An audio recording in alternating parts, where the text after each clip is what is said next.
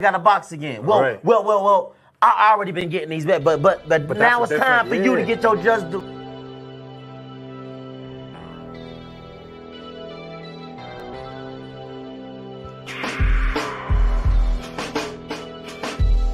Safe to say I don't know you, but now I'ma never know you. Fuck your hope, it's just another obstacle I'm stepping over. Every time I turn around, it's something I ain't never sober. Ain't no coming back, you take it there, once you're dead it's over. You don't got me in your best interest, it's screaming out your eyes. Princess cut deuces leaning out the ride. Look at your soundtrack, whole material I supplied. Jeopardize my kids' meal, send them all on a doctor ride. We represent the minority, let's monopolize more than a million tears drop. Dealt with too many chopper rides. Everybody for self, nobody chopping pies. Conniving niggas lay down in the box of lies. Ignorant and fucked up, why would you want the old banks? That nigga there's a closed case. 20 years of my cold tapes, bubbly chairs and gold plates. Brought the ugly stairs and nose breaks. Room full of snakes, finally no space. Fake nigga with a fake page, I'm on a ghost chase. God bless the child that hold his own and keep his folks straight. Grimy in the cold state, that's how it gotta be. Dominating finally, I'ma make you proud of me. Yeah, safe to say I don't know you, but now I'ma never know you. Fuck your hope, it's just another obstacle I'm stepping over. Every time I turn around, it's something I ain't never sober. Ain't no coming back, you take it there, once you're dead it's over. You're all the way gone, incapable of change, why try? Too busy stuck in the matrix, you die without Wi-Fi. Just mind your business, witness, turn a blind eye. Shit, who we packing, kiss your burner, bye-bye. Your bridge is burning, not mine. I lost my partner in the crime. Wish I can go get you, kick it with you one last time. Snap a dope picture, shit don't make no sense. Hoping I crack the code quicker. My face a jewel, don't let the platinum and gold trick you. The only role models on our side's the Falcon. They teach you all about crime, lucky if he get out fine. Most of my friends were outlined or outlaws. Why would we care about yours? The bundles of joy, rip up your house floors. The victim line of vouch for us. We on the strip with rocks and Glocks tours. Run from the force, know what they got for us. We all with it, hope you fit it, don't get knocked off. Moment of silence for the wildest, you feel a block pause. Yeah, safe to say I don't know you, but now I'ma never know you. Fuck your hope, it's just another obstacle I'm stepping over. Every time I turn around, it's something I ain't never sober. Ain't no coming back, you take it there, once you're dead it's over.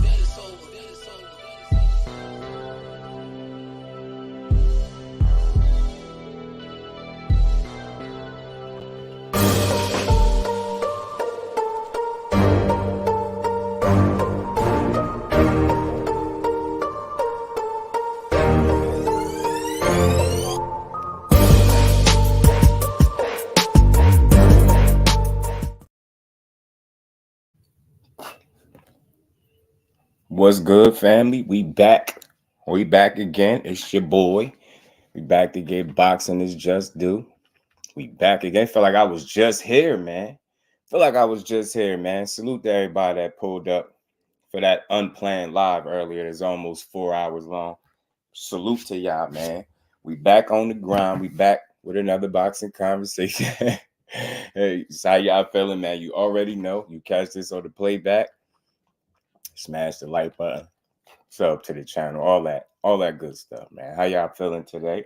Some of y'all probably this is the first time here. Some of y'all coming back for another round. Appreciate y'all. Let me say what's up, Andrew Gray, my guy. First one in the building. What's good, bro? How you feeling? Macho in the building. Say I had to get a haircut. Being here periodically. So, man, you guys to get that haircut. I had to do that the other last weekend, my damn self. Miss Joette, peace and blessings to the queen. How you feeling today? What's good with it, man? Aisha, peace and blessings to the queen. GM, my guy, back in the building. How y'all feeling, man? Samuel, what's good with it? What's good with it, man? What is good, man? We back, man. I told y'all I've been meaning to speak more about Teofimo fight because it's his fight week and all that, right? So I just want to know, is he focused? I seen his media workout. He looks sharp as he always looked, man. I think the the question with Teo is it the same as it always is going into any fight. How focused is he, right? And the reason I'm asking that question because he out here talking about he want Crawford, he want Haney, you know, he'd take these guys absolutely. And my thing is, I think you got a real challenge in front of you with the guy that you follow. You know what I'm saying? I mean, with the guy that you fight, Rick crazy.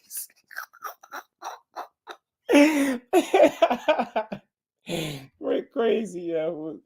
Ashley's corner, what's good, cuz? How you feeling, man? Don't work too hard over there. I know they probably got you working. Ricky Wiz, what's good, bro? He said I had to follow that dude. He's a weirdo for real. Oh nah, hold on.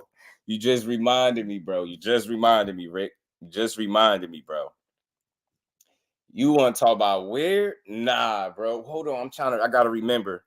I gotta go check my messages real quick. He talking crazy, just might bite him in the ass. Hey, GM, at what point does this catch up to him? You get what I'm saying? Is he really focused? Like, I know I questioned this, how focused he was in his last fight, and he went out there and beat Josh Taylor up. You know what I'm saying? But this time it's like I got less questions, but I still got some of the same ones. Ace, what's good, family? How you feeling? All love, bro. Damn. Rick said he had to hit the unfollow button on bro. Hold on, I got some clips of Teo now. Again, I don't know. I think maybe this is just who he is, man. Maybe this is just who he is. Like, maybe Teofimo is just a guy that says anything that comes to mind, right? Like, I don't want to knock him, right? I don't think that's the end all be all. He still got to go in there and perform, right? What he's saying don't got no bearing on what he's doing, man. I learned that the last fight against Josh Taylor when he went in there and beat him up. You know what I'm saying? But hold on, I gotta find my messages. Yo, Teo is a character. I mean, when I said character, y'all gotta hear some of these clips, bro. Bro be tripping. He funny as hell too. Man, hold on, let me find it, man. Where Teo at? Teo funny as hell, bro. See, hey Rick, you ain't seen nothing yet, Rick. Or at least should I say you ain't heard nothing yet? Wait till I play this clip, yo. Pablo was good with the Teofimo Lopez #1 champ at 140. Hey, look, he beat the guy, right? He beat Josh Taylor. I don't got nobody problem with nobody saying Teo the guy at 40. I mean, he one of the guys. I say that because he still got work to do. John, what's good with it, bro? Good to see you back in the building. Saying I didn't think Teo was focused for the Josh Taylor fight after that Mark Krieger interview. Hey, bro, I made a whole video on it. Thousands of views and everything on it, bro. I swear, I was thinking the same thing, so much so that I made a video highlighting it. I put the video with Mark Krieger in there, the back and forth with him and his father. I was putting all that stuff in there, how he said he don't wish death on Josh Taylor, but at the same time, he turned around and said he wanted to take his life. I put all that stuff together, and I thought that was going to be grounds for him to lose the fight. But this dude went out there and beat Josh Taylor ass, man. You know what I mean? He is what he is, a weirdo. Him and his dad. Right. So, Samuel, I'm right with you, bro. We shared the same thoughts, man. I thought this kid wasn't focused for the Josh Taylor fight, and he proved me wrong. You know what I mean? I don't know how many other people he proved wrong, but he damn sure got just due. You know what I mean? Let me play. I got to play this clip, man. I was cool with his take his life comment until he tried to walk it back, GM. I don't know if you peeped it. He was being interviewed, and it's funny because remember when Regis said he was going to put him in the hospital? Regis said he was going to put him in the hospital. And he was saying, like, you know, why would he say that? Like, he don't got to threaten to put me in a hospital. Like, but you was just on record for saying you wanted to take Josh Taylor's life. So which one is it? Like, you got the same energy. As a matter of fact, him saying he going to put you in the hospital when a lot of times fighters go to the hospital for routine checkups and stuff after fights ain't as crazy as you saying you gonna take his life. You gonna take his man. He said he gonna take Josh Taylor's life. He was tripping, but he always talking about race and ethnicity. Yeah, I don't know why that's something he can't leave alone. GM, I think he should leave that one alone. I don't think he could fight that fight. Oh, nah, you ain't catch it. I hate that, you know, not that I hate, but you know, not that I be trying to tell people to just go back and watch old videos. Hey, bro, I got a video on the channel. Check it out. I called it the mental collapse of Teofimo or something like that. Man, go watch it, how I put that together. It's a well put together video. So it highlighted exactly what I'm talking about. I had every clip I needed to show that this dude, sometimes he say things that make you question if he's all the way focused. That's all it is. You know what I'm saying? Josh is funny when he said Teo's talking absolutely wild. Hey, yo, nah, yo, they be talking crazy. Yo, the UK slang is different. They be wilding with the UK slang, bro. They be tripping out with it. They be tripping with the UK slang, y'all. I ain't gonna hold you. They be tripping with the UK slang. Like Conor Benn called Tank a wanker, yo. I still don't know what that mean, bro. I still don't. Mike, what's good with it, my guy? How you feeling, bro? Good to see you in the building. Said Jamaine got beat by Loma and he wear his gear now, nonstop now. Damn, you coming for my man, Jamaine Ortiz say he about to stop this kid. But let me get to this clip, though. It's two of them.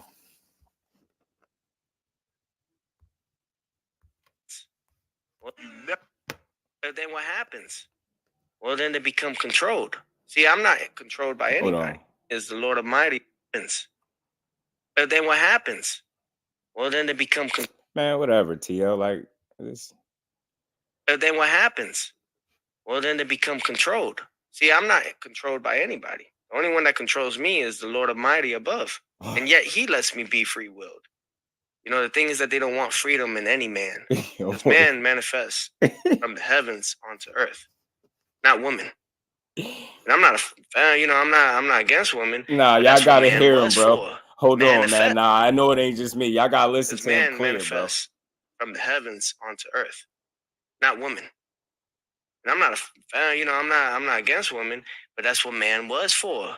Manifest, break it up. Man feast I. Man feast God. And we, as adults and as grown men, and for those watching, need to understand the depths of what it means to be a man. But then what happens? Hold on, he ain't done, bro. Did y'all hear him? Man, yo, you gotta love T.O. Yo, he tripping. Yo, this man need PR. Yo, he need a PR team. Yo, you gotta save T.O. from himself, yo. Not in the ring. I just want to be clear. Not in the ring. The ring, a bad man focus, but all the other stuff, like lead up to fights, he be wilding, bro. Like he just be saying the first thing that come to mind. He said, man, I fest. Get it, break it up. Man, I feast God. Man, God. I'm like, yeah, what? Nah, hold on. I don't think y'all heard him. But then what y'all ain't really hear him, bro. Because man manifests from the heavens onto earth, not woman. He said, just slow. And I'm not I'm not against women, but that's what man was for. Manifest, break it up. Man feast I. Man feast God. And we, as adults and as grown men, and somebody for those watching, me too, need to understand the depths of what it means to be a man. Yeah. There's two types of people in this world, fam. There's givers and there's takers. Look, y'all, he was good right there. People in this world, fam. He was good. There's givers and there's takers. He right. He good. The givers now watch sleep better. Watch how he takers eat better. I learned in life, sleep is the best medicine. Yo. You know, and I'm already on a diet, for crying out loud. Yo, what? So it's like I'm just here to show everyone that this is another way you could do it and not get touched. However, you gotta always bow down to the Father and give your flowers to Him, not to yourself, because we'll always be number two. Remember that. We'll always be number two, because when the Son of God comes, the Omega, God, He leads the way. For only through Him are we able to reach the Father, the Almighty Father. See, I'm a father now. I was blessed by that from above. I must hold that with a lot of grace. And I have, my son holds my name, Teofimo the 5th. You know, my son holds my name too, Curtis Jr. I could be killed, but my son won't. But I gotta hold on for as long as I can, so that at least he sees a better lighting and a better way. I could guide him. Now, when he's of age, 13, that's when it really starts. He could decide where he wants to go. Know what I mean? That's on him. But my his bad, dad, T.O. just funny lead that way for him. At least he's showing him. Lead by example. Lead by example, like we all talk about. It's two types. I listen. Look, TL. Look, I get it, bro. I get it. You want to be deep. You like you. He said what dude on? I told y'all. I just want people to know when I come here, I'm not making this up. Yo, I'm not making this up. I ain't just pull this out of nowhere. I always be asking real questions. Like, is he all the way locked in? He know how to go. Like you turn the camera on, T.O. just go. They said Southpaw went on. That's probably funny, fight game. That one is funny. He said, why every boxer try to be a philosopher? Nah, and you know what? GM is him and Ryan, bro. They be tripping lately. Dude, T.O. be quoting Stan Lee, Bruce Lee. Like I just, you can't make this shit up. Spider-Man. Like, I'm like, yo, bro, we gotta chill, man. Just fight, yo. Just get in there and beat him up, T.O.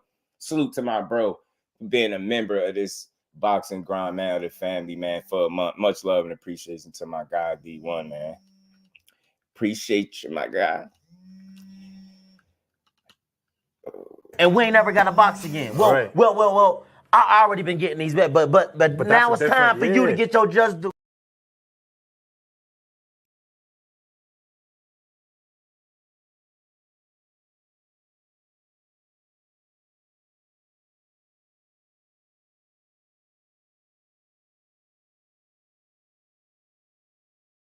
My bad, y'all. I had a quick phone call. Pardon me, y'all. Salute to my guy, D1, man. Yo, he was tripping, bro. He was tripping. Blueprint was good what he said. Teo and Ortiz pressure just ended. Here we go. Two of the best in the division. Finna go at it. 50-50 fight. Don't sleep on it. Now, I think this is a good fight, Blueprint. That's why I'm going to speak on it all the way up until Thursday. You know, we got a couple days out from the fight. He said he sound like one of those. I know what you mean. What T.O. on?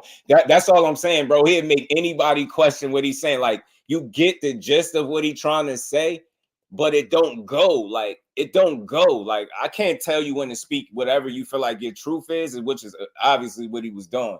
You know what I mean? But it just throws you off. It's like, huh? You be like, you know what I mean? But you be hearing crickets when he talking, like you got question marks over your head. Like, you don't know what he be on. Like, what, you good? The only question I got, I just want to ask T.O., like, is you good? Like, you good? That's it. You know what I mean? One fish, two fish, fish, blue fish. That's how he be, bro. That's how he be with great power. What he say comes responsibility. I don't know the quote. Y'all know the Spider-Man quote. He was saying it. Y'all, my bad. I had a quick phone call. AB was good going to the fight in Vegas. Got tickets. I'm betting on Teal to win by split decision.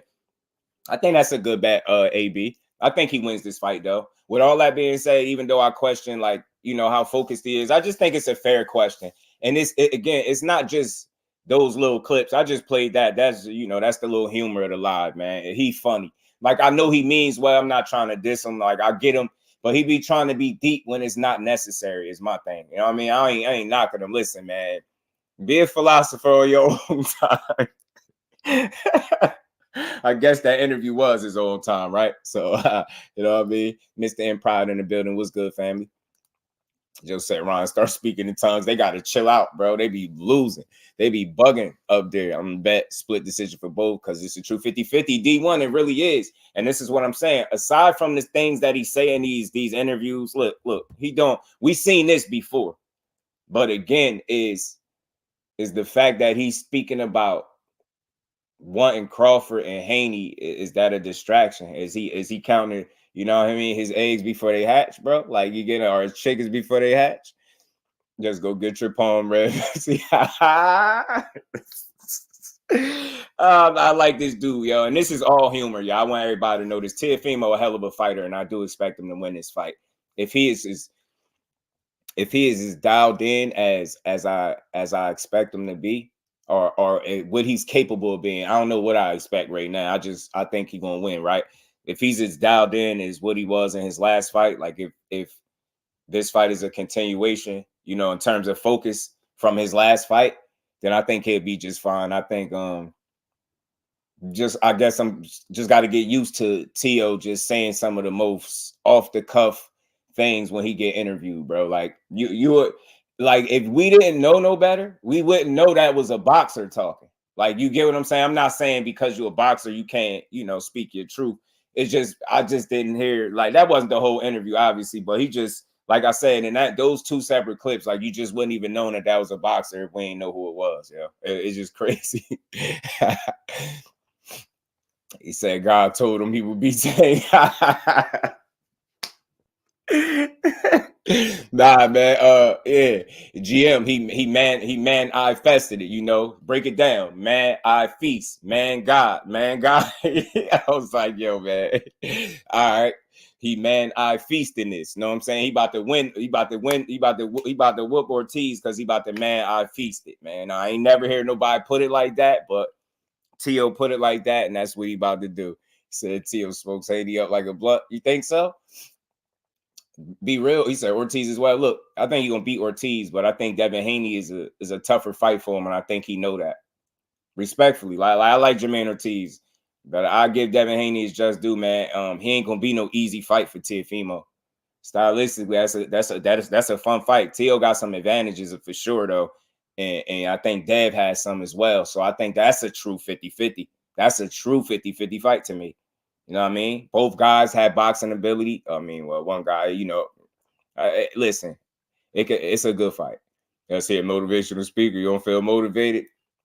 I feel motivated to DM him and ask him, is he good? He said, woman came from hell. Teo funny as hell. Y'all can't lie. The water walker different. Teach, what's good, family? How you feeling, bro? Zoom verse, peace and blessings to my bro. Good to see you in the building. My guy, appreciate you always sharing the lives, man. We just in here on the second build of the day, man. We just getting through this good boxing conversation, man. I just had to start off with a little bit of humor. Yeah, Teo is a funny guy, bro. You can't lie. Y'all can't deny it, bro. He's pretty funny. And he unpredictable. You get what I'm saying? That's what make him worth watching. Because you know he can fight. You know that. You know he's proven it time and time again. You know what I mean? More recently in his last fight. Best performance, I think, of his career because of the fight that was on the line. I think it was best performance of his career. You know what I mean? His last one. So my thing is, despite all of the you know, erratic, unnecessary stuff that he say, this dude could fight. He get in there and he be locked in, man. He said Water Walker's Chris. Yo, D1, every day they got a different one, bro. He said play the Puerto Rican.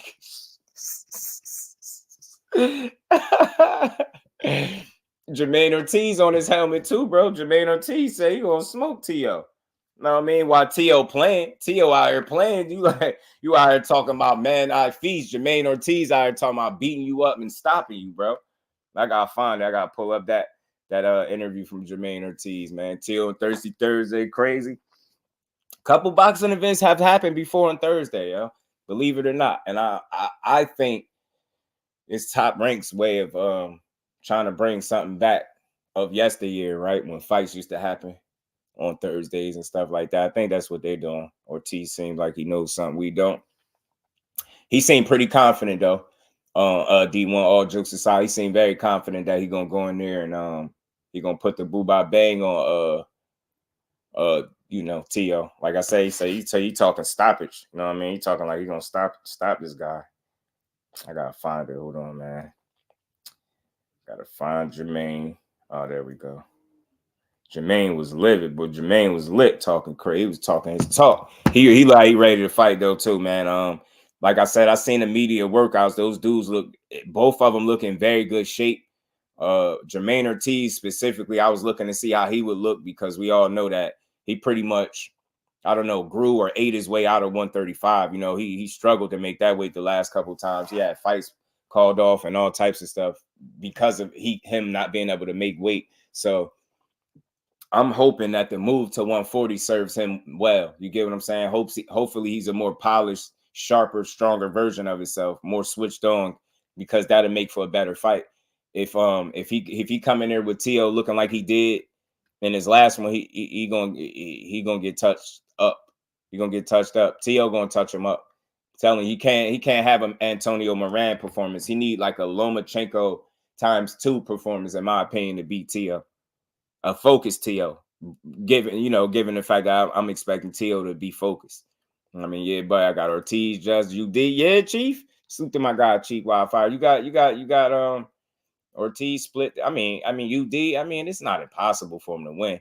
But I think for him to UD Teo got to be a lesser version of what he was against Josh Taylor. I think he got to be a lesser version of, you know, the Teo that we know can get the job done. Like if he's a Sandor Martin, a Kambosos, that guy, yeah, he gonna have some trouble. I think Ortiz gonna be a problem for him. But if he's the Josh Taylor, the Lomachenko Teofimo, nah, I think he beats this kid, man. And I like Jamaine Ortiz, man. But I want to see just how much he gonna bring it because he's very animated. I'm about to play this interview. It's a short clip, like 6 minutes. Jamaine Ortiz talking about the fight.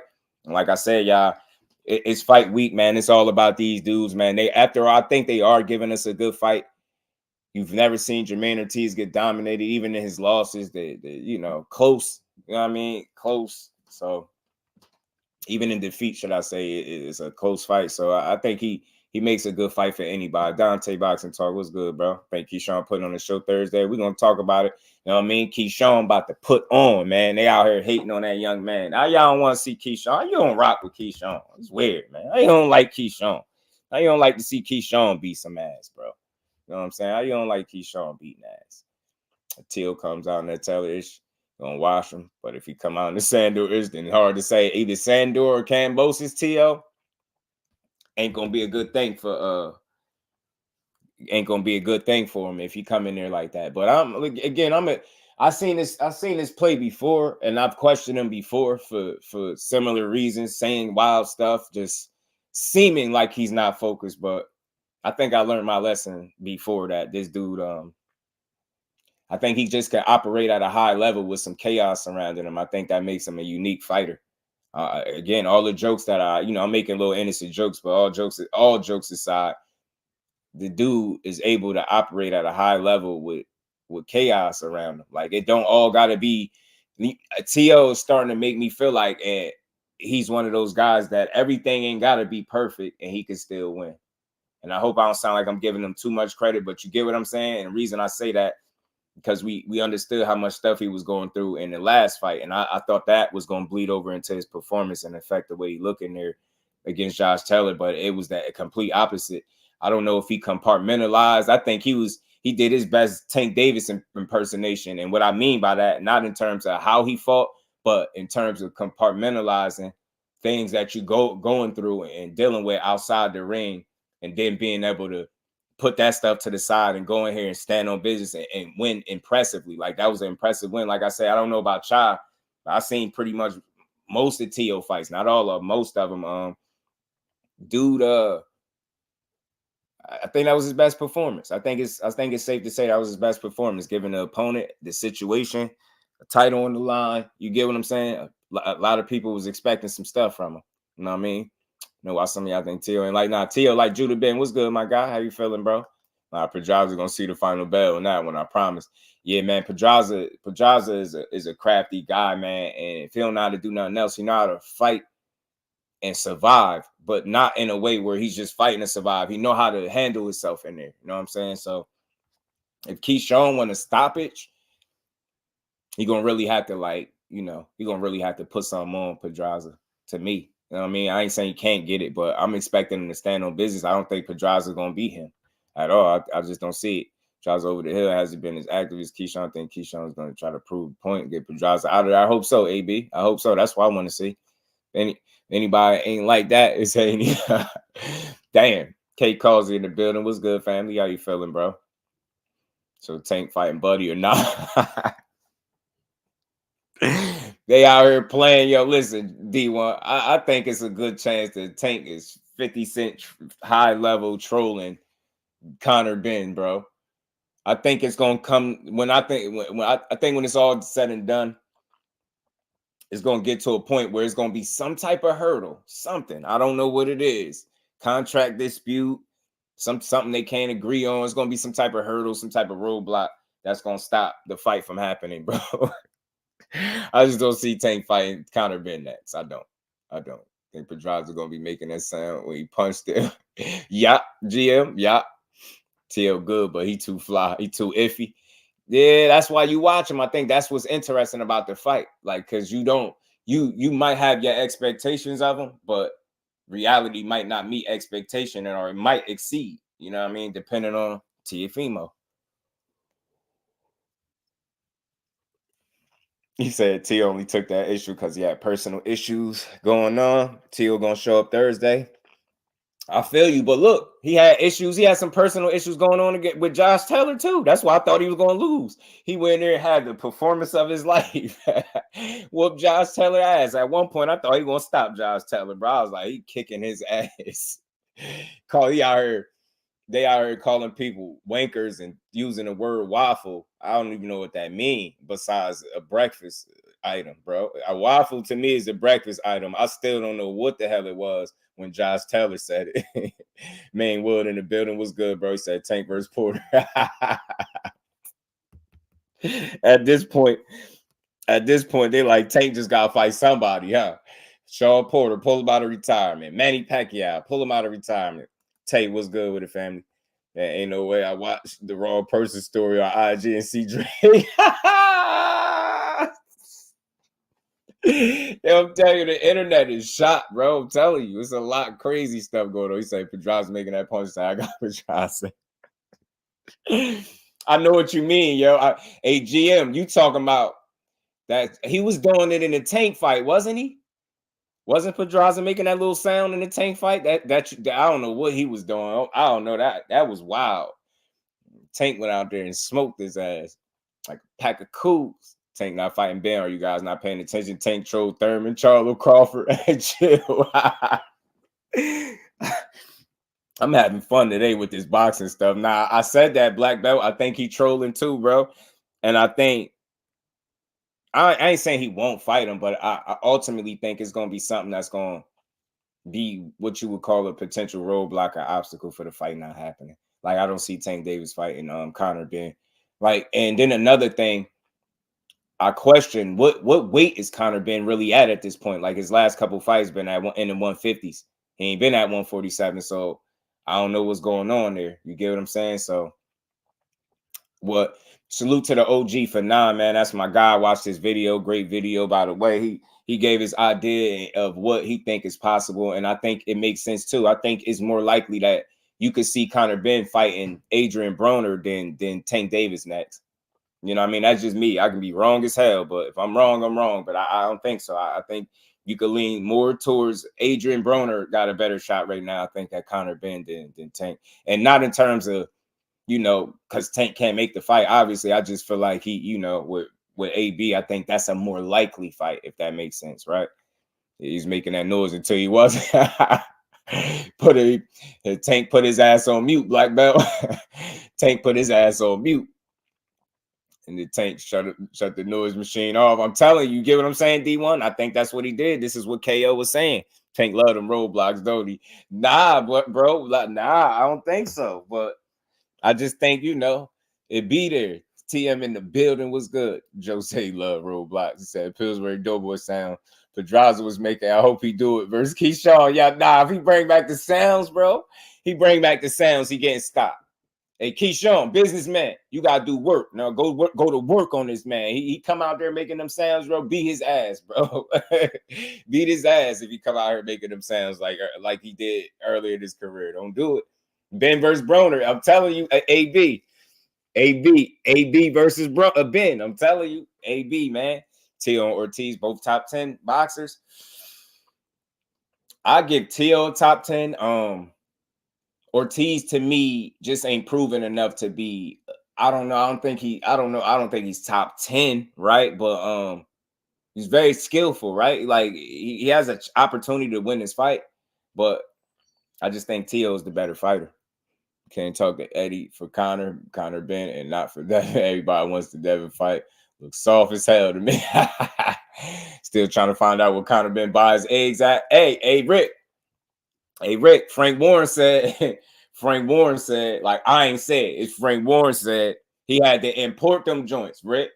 He had to import them. He said the substance that he had in his system, the substance that Conor Benn had in his system is banned in poultry farming, meaning they're not allowed to use that in your traditional eggs that you could go pick up from the grocery store. So Frank Warren was saying he had for him to get eggs with, I forget the substance he had in his system, man. I forget. I don't know if any of y'all remember what P did, whatever steroid, I don't know what he had in his system. Yeah, I forget the name of it, but it's banned in poultry farming, meaning he would have had to import the eggs from somewhere to get them eggs in his system. I'm telling you, that man was eating pterodactyl eggs. I'm trying to tell y'all.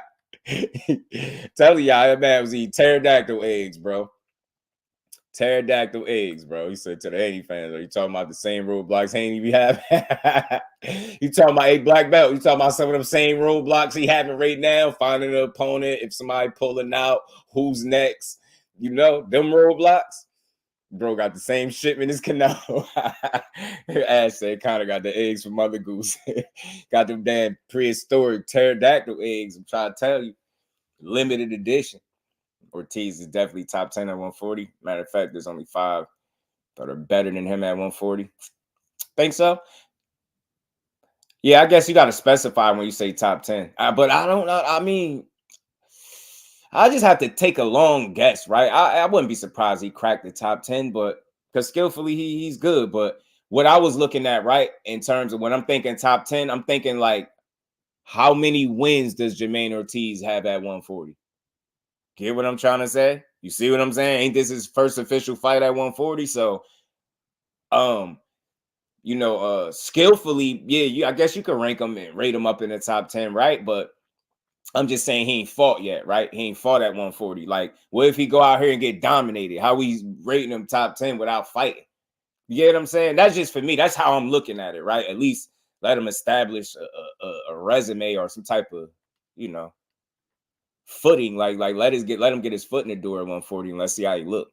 I watched the Loma fight, dude. Let's see how he's in your top 10 list. Go ahead and mute. Yeah, y'all funny as hell.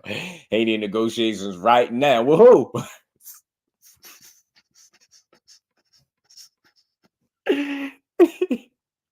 Who we in negotiations with, Joe? Who we negotiating with? I just want to know. He said, "What the F is man I fest?" I'm telling you, bro. Man I fest. Man I feast. Bill gonna be at the fight. Y'all funny as hell, bro. I've been laughing since I hit the live button, yo. Y'all crazy. No way, Jamaine Ortiz is a top 10 pound for pound fighter.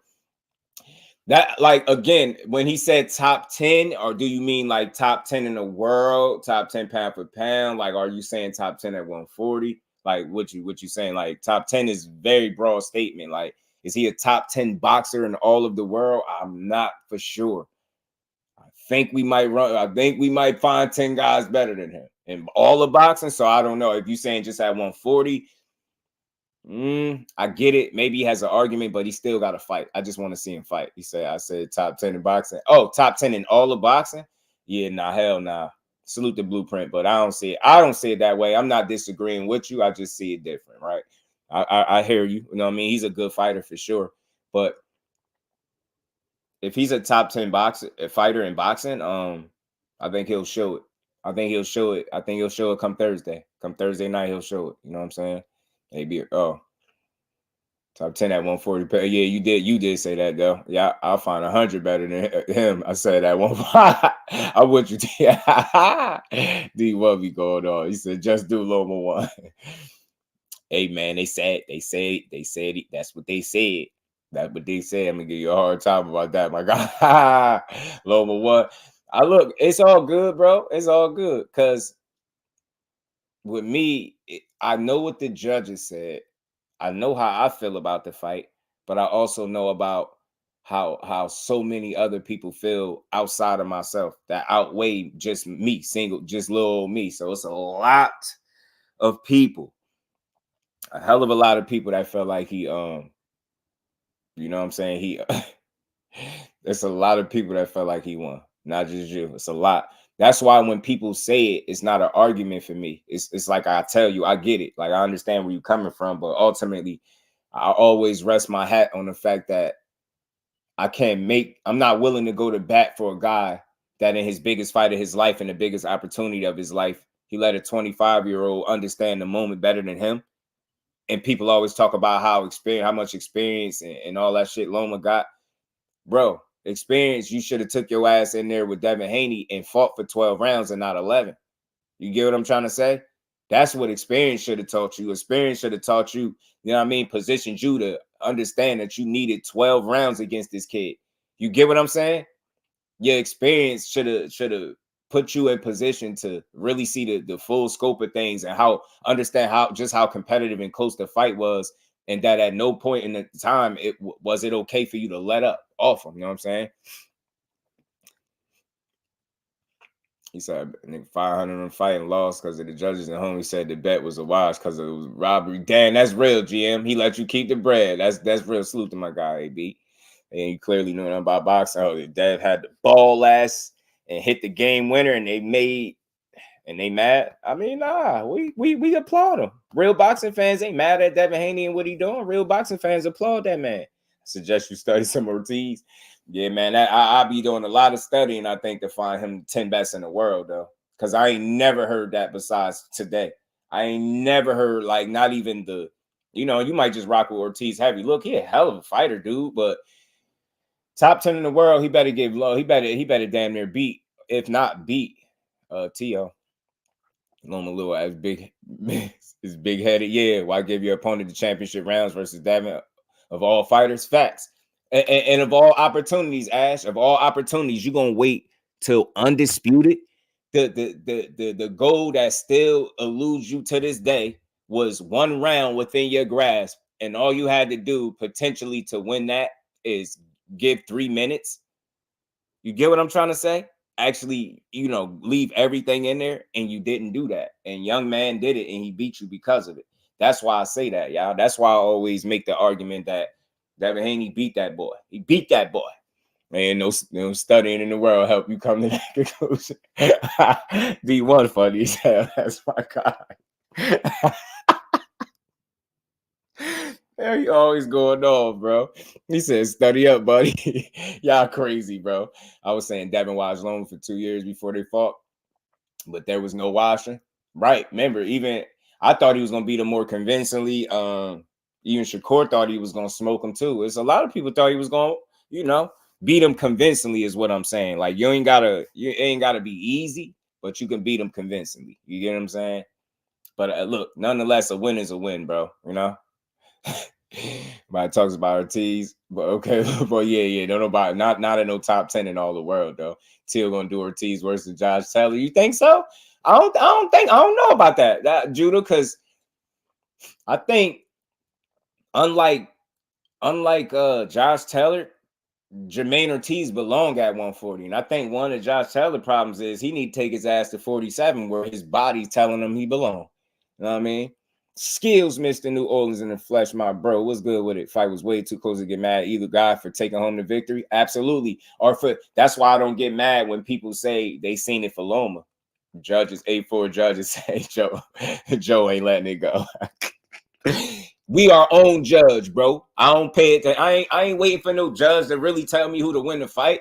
You get what I'm saying? I mean, they got the final say, but I always determine in my mind, especially after I just gave a fight. If it's a 12 round, I just watched it intently.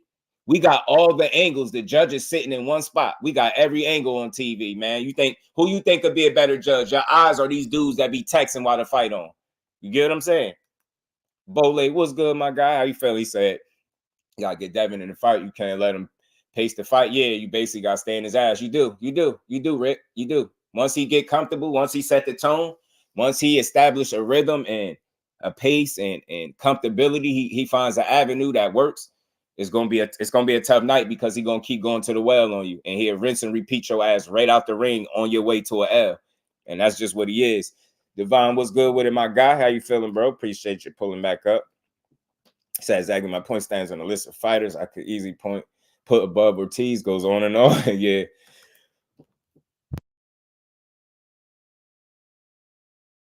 Rude exposure, my guy, man. Good to see you in the building, man. What's good with it? Pardon me, y'all. Excuse me, I had to sneeze. We choose who we want, who won, and it's been that way since the start. Yeah, but fist flying, the fans have always picked the winner and loser. It doesn't matter what them judges say. Now that's true because we own it. I'm telling you, I really mean that. Just think about it. When you watching a fight at home, you got every angle because, you know, the TV is giving you every angle of the fight. I think you got a better vantage point than the judges. And if you're actually paying attention and scoring it round by round, I think you could find yourself being a pretty accurate judge if you understand how to score a fight, if you being real about it. Man, little recap said Dev was two weight drain to watch Loma, but I still gave Dev 8 rounds in that fight. Dev literally gassed out in the 11th, but came back strong.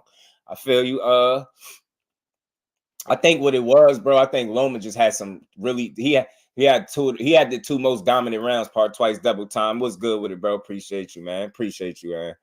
Salute to you, man, for making that video too, man. My guy. I said Ortiz, the top 10 boxer, so it really proved my point. Sheesh. Top 10 boxer, I'm still like having a hard time wrapping my head around top 10 for Ortiz. You know what I mean? He's still so unproven. You get what I'm saying? He still gotta beat. Like, what's his best win? What's Jamaine Ortiz best win? And does his best win make him a top 10 fighter? Get what I'm saying? Top 10 fighter, man. He might actually beat Loma. Might actually beat Loma if he was a top 10 fighter. So I don't know. But I can't tell you what you see. Like, it's not an argument for me. I just see it a little different, and it's all good. Because I watched the fight 10 plus times. Every time I watch, I see 8-4. I get it, but some people see it 7-5 for Loma. A lot of people say they watched the fight 10 times or more, double-digit times. A lot of people still seen it for Lomachenko, yo. I'm telling you. I think one of the determining factors as to why people kind of started seeing it for Loma is because of those back-to-back rounds, bro. He had the 2 best rounds in the entire fight, and it wasn't close. They were damn near dominant, and they were back-to-back. And right before he could try to take it and run with it, young Dev stepped back up, man, and slowed it down. Devin said he had a 6-6. The rounds was close. I feel you. My thing is, nobody in here could deny that it wasn't a close competitive fight. I just don't see no scenario where either guy won 8 rounds, right? Malik Scott, who is a trainer, right? Malik Scott said 8-4 for Loma. Malik Scott said 8-4 for Loma. I didn't see that. You get what I'm saying? So that's why I'm trying to tell you, people got to understand in boxing, we're going to all have a different opinion, bro. It's going to be a little different. We ain't all got to see it the same way, bro. It's just you can't pass your word as law now. I think if you making an argument, he won. It's a stronger argument, obviously, because, you know, you got the judges to account for giving him the win. But you have a whole lot of people, like I said, that seen that fight, watched that fight over and over, and they gave it to Loma. I could have gave Loma 8. See, Malik Scott said the same thing. D1, Malik Scott, y'all making me want to watch it again, bro. Y'all making me want. Y'all about to give me some homework. I'm gonna go find a fight. I'm gonna go see if I can find a fight. I need to watch it again. Don't get points for what you did in the round before. Man, we know that.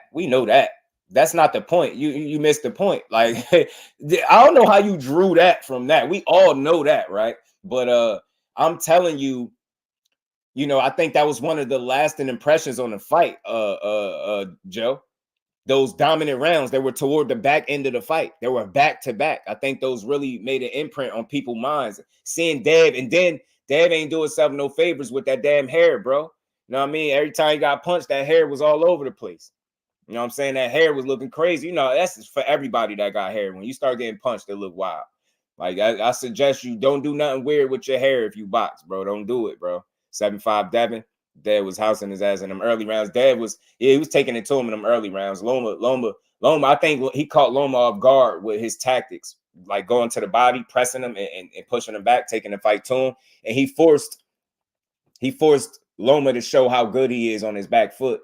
And obviously he's not better on his back foot, obviously, than Dev was on the front foot. You know what I'm saying? I had Loma 7-5 or draw. I feel Al Booger, my bro. What's good with it? I hear you, man. Years of lurking says 7-4 Dev. Oh, you mean 7-5? Got you. I about to say, yeah. I got you. Years of lurking. I said the same thing, bro. 7-5, bro. Salute to you. Appreciate you pulling up. Remo JBT in the building. What's good, bro? I had it 6-6. Watched it 3 times. And I can't argue that. I trust your eye, bro. Signature Sounds was good with it. 7-5 Loma. Couple swing rounds, but that 12th round didn't help him in such a close bout. Right. I think the 12th round lost it for him.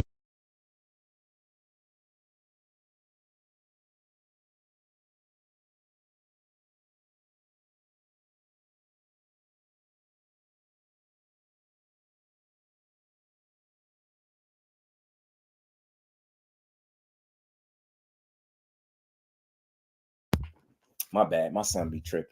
He be tripping. I'm about to give him some body work. KJ about to get some body work. We got dudes out there talking about 9-3 for Dev, 10-2 for Dev. Nah, you saying 10-2, you wildin'. You wildin'. I even think 8-4 is a bit wild for Dev. Do y'all see the reaction when the fight got announced, the winner? Do y'all see how he jumped for joy? Like, he wasn't even for sure at that point that he won the fight.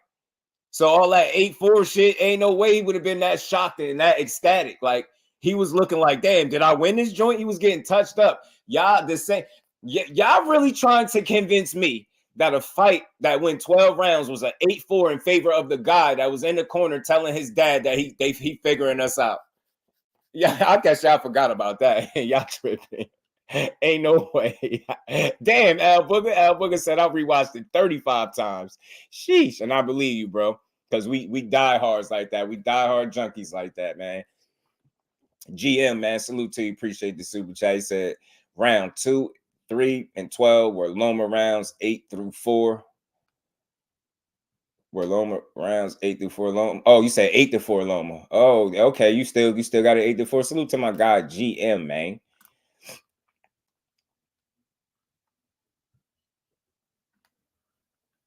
And we ain't never got a box again. Well, I already been getting these bets, but now it's time for you to get your just do.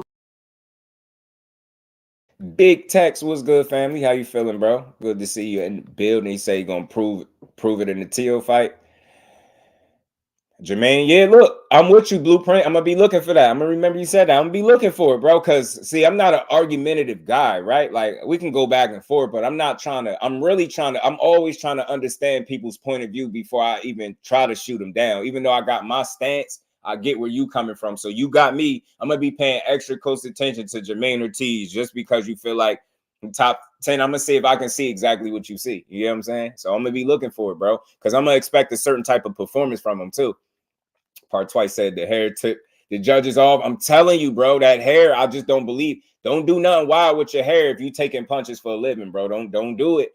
All them wild ass ponytails, the extra little wet ass afros, like y'all be bucking. That's why y'all be in there looking crazy. I'm telling you. He said Copy Box had Loma landing more. So Dev, he missing 7 out of 8 punches. Yeah. Black Belt said, can you ask the Haney fans in what fight has he ever made an in-round adjustment? Oh, he talking to y'all. My boy Black Belt, my bro Black Belt asking, you know what I mean? Barbara D, peace and blessings, queen. Good to see you back in the building. Hope you're feeling well. You know, we just back again, double duty, man. We gonna rock out for a minute. At least I could agree with you that Loma one. Exactly, he didn't know it all. Devin was good with it. Yeah, he ain't no way. He ain't know it at all, bro. Bolay laughed. But the judges say they look at punches that do something when landed. Well, in other words, that's what I'm saying. When you rocking somebody's hair back and knocking their hair all over the place, the optics don't look good. That's what. So y'all don't. So when Blair Cobb was getting his ass beat by Alexis Rocha, y'all wasn't looking at his hair flying all over the place. Don't lie to me. I know y'all was. I know y'all was like, damn, look at his fro. He was punching that man fro all over the place. Don't do nothing stupid with your hair when you got to fight, bro. Just leave it alone.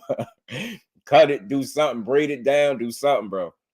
See, I think watching that fight, that was Devin worst condition fight. He looked gassed by round 9. I think he was drained, but we got a good fight. Yeah, I think he fought through it, yo. Haney bit down, yo. He bit down, and he stepped up when he needed to in that 12th round, bro. Like, even though he had the moment where he felt like he was getting figured out, he figured it out. Him and Bill figured it out together. So I think Maine is going to give Teo hell. I think he could.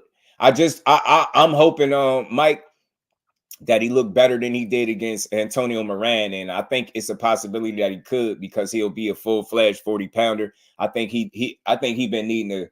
He should have went to 40 a couple fights ago, but better late than never. He's here now, and again, like I said in a second, I'm gonna play this little clip from him, man. And we're going to see, man, do y'all feel like both of these guys is focused? Is anybody overlooking anybody and who y'all got winning? And we're going to keep it rolling. We're going to talk about a few things. Crawford, Shakur, other boxers said he lost too. Yeah, nah, you know them. Devin, you just named boy. That's like cursing, boy. You say Crawford and Shakur, ain't no way they going. You think they care? Them two are boxers most hated. They do not like Crawford and my boy Shakur, man. They do not rock with it. They don't like nothing they got to say. Shout out to the PBC haters saying Prime didn't give them a budget. You seen that already too, P? You seen that already? That's crazy. What be going on? Why do people be hoping that? I don't know. Is Al Heyman not smart enough to not get a budget? You get what I'm saying? It's wild, man. Straight with joint shambles. They were surprised. Yeah, they was surprised when Devin got the nod. Hell yeah, I ain't never seen Loma so sad. Yeah, Loma cried hard. That's because it settled in, Rick, that he was supposed to try a lot harder. The Rise podcast, my guy, senior in the building. What's good, bro? Salute to the Rise family. Just do not. He say he figured him out. He said he was figured. He figured him out. Y'all crazy. Ortiz smokes Haney and Tank. Tell him to send that contract. Nah, Ortiz get beat by Haney. Ortiz get knocked out by Tank. Anybody else you want to throw in that? Look, Ortiz about to get beat by Teo. Ortiz is about to get beat by Teo. Mark my words. If I'm wrong, I'll be right here so y'all could, I eat my crow live. He never had to, but that shows he can make it on the fly. Nah, in-round adjustment is important. That mean you go in there and somebody figured you out early enough. That mean you might have a tough time getting unfigured out, if you get what I'm saying. He adjusted against Linares. I was about to say something. I don't know. I mean, I felt like the Linares fight, bro. That was pretty much one-way traffic. I felt like he was schooling Linares all the way up into that punch. I think it was that late in the 10th round that he didn't see that hurt him. Other than that, he took Linares to school. Now, I would say his recovery time did surprise me. I mean, concern me just a bit because it looked like it took him quite a bit to recover from Linares' shot, to be honest. But I just thought it was one-way traffic until he got, buzzed. And then I think he just held on and managed his way through the fight. Yeah, it magnifies the punch. Yeah, hair moving. I'm telling you facts. Tie up the hair, Bole. I'm telling you it do. That hair flying around is bad. People be oohing and eyeing. You got all types of sweat, Vaseline, blood, spit. You get what I'm saying? You got everything flying off when you getting punched, bro. I'm telling you. Y'all ain't never seen nobody. You ain't never seen nobody watch a spar and be up close and end up with blood on them. That's how that happens, bro. I'm telling you that, man. That serve that play a part, bro. Nah, wait, Drake Haney stops Loma. Man, I think a more healthier Haney will beat him more convincingly. I don't think he stops him though. I just don't think he, I mean, just that ain't his MO. He'll outbox his ass though. He would outbox him more cleanly. Maybe he would have got a clean 8-4, a decisive clean 4. I mean 8-4 if he was 100%. You know what I'm saying? I'll give him that. It's possible. But I also feel like if he would have fought him 3-4 years ago when he was claimed that Loma was ducking him, I also feel like he would have lost too. Bill gave him the same exact advice every single round. You're giving Bill way too much credit. But I ain't do shit for cheerlead. Yeah, man. Look, I look at it like this, right? Like I want to put it in perspective, being that you said that, so you understand. I ain't giving them too much credit. Just look. I understand how I look at it, right? The soundbite wasn't nothing impressive. It wasn't nothing to write home about, right? The soundbite wasn't nothing crazy. Your brick stronger than his brick. I remember. I was like, man, what the hell is that? Like, that don't sound like enough to help him figure it out. But where I give credit to, Devin could have been like, huh? He could have had one of them moments too. Like, what? Like, and just went out there confused and he didn't do it. Although he didn't, the soundbite wasn't no juicy one. It wasn't no legendary corner instruction by any stretch, right? But still in the moment, it was enough for Devin Haney to feel good enough about going out there and finishing the fight. You get what I'm saying? Continuing on is what I'm saying. So, and I think, just be honest, that was the first time that them as a collective, as a team, was put in a situation where I believed he was genuinely uncomfortable with what was happening in the ring at that point.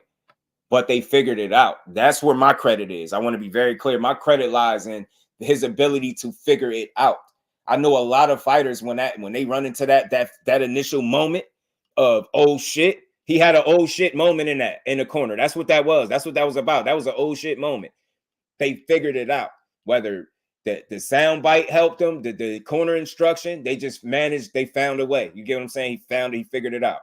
Devin did more moving around Adrien than versus Regis or damn near anyone else he ever fought. That's true. That's true. That's true. That is true. He did move a lot. He did. To dash step on Matiz.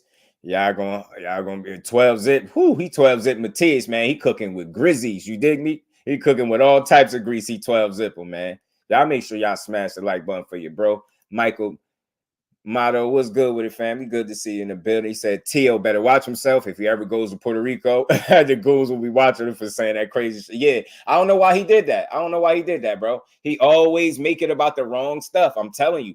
I think that's just his MO. PGA's big dog back in the building. What's good, family? Is anyone calling Thursday's fight? I will. My bad. I don't even know why it took me that long. I will. Yeah, I will. For sure, Barbara. I will. I'll call Thursday's fight. For sure. Fender Benny said, what's good with it, bro? He said, glad as you solo dolo, old boy, earlier. Woke up listening to Capers Delight. He believe in Devin like I do my son. You know why, Fender Bender? Because they about the same age, bro. They about the same age. You know what I mean? Scoring depends on what a person considers clean and effective punching. Effective aggression and defense. We all don't see that the same. That couldn't be more true, P. You know what I'm saying? That couldn't be more true, bro. Need to study or twos, bro. If you think Haney beating him, okay. I'm gonna study him Thursday. We gonna be live, man. Blueprint, make sure you slide through. We gonna be live. We gonna call the fight. We gonna study him together. You know what I'm saying? We gonna study him together. I even dropped the link, and you can slide up. You tell me what you see in between rounds, man. We really could break this fight down. You could show me just how good Ortiz is, and he could show me. You know what I mean? He said, T and Shakur beat Ortiz, but gives them both problems. I think the thing is, Ortiz can give anybody a good fight, but my ultimate question for Ortiz is, can he provide enough to get him over the hump in a big fight? His big opportunity was against Lomachenko. He fell short just a little bit in the back end of that fight. The championship rounds was a little tough for him, right? Let's see if he learned from that. This is another big moment for him, right? Is he gonna stand tall? Is he gonna seize the moment? Is he gonna win? You know what I mean? Ernest, what's good with it, bro? How you feeling? Did you see the interview where Teal said he off the mushrooms? Yo, every time, hey, bro, you know what, Ernest? I ain't falling for it, bro. I think T.O. trying to hit us with the 52 fake out, bro. Every fight is something with this dude, yo. He just starts saying the most outlandish stuff. I don't know if you heard them 2 clips I played earlier about the man I feast and all that weird stuff he was talking in there, but Dre Noble in the building. What's good, family? Said, man, no one ducking Dev, especially Matiz. Nah, Matiz, listen, for anybody that's pushing that Matiz is ducking Dev, kill that noise, bro. It's a 3-fight deal up on the table, and Matiz is very much on the table. And I mean, Haney is as well. Like, he's in the mix. He's in the mix for Matiz. You get what I'm saying? It's a 3-fight deal on the table for that man. And Haney's in the mix. He's, in fact, not ducking anybody. Like, the problem that I have with that conversation is people don't know if Devin Haney is in negotiations with Ryan Garcia, why would any Devin Haney fan be pushing that he wants to fight Matiz next? That's where y'all start creating the issues. You only could fight one at a time. If he is in negotiations with Ryan, that is the guy that he wants to fight. This is why he's in negotiations with him.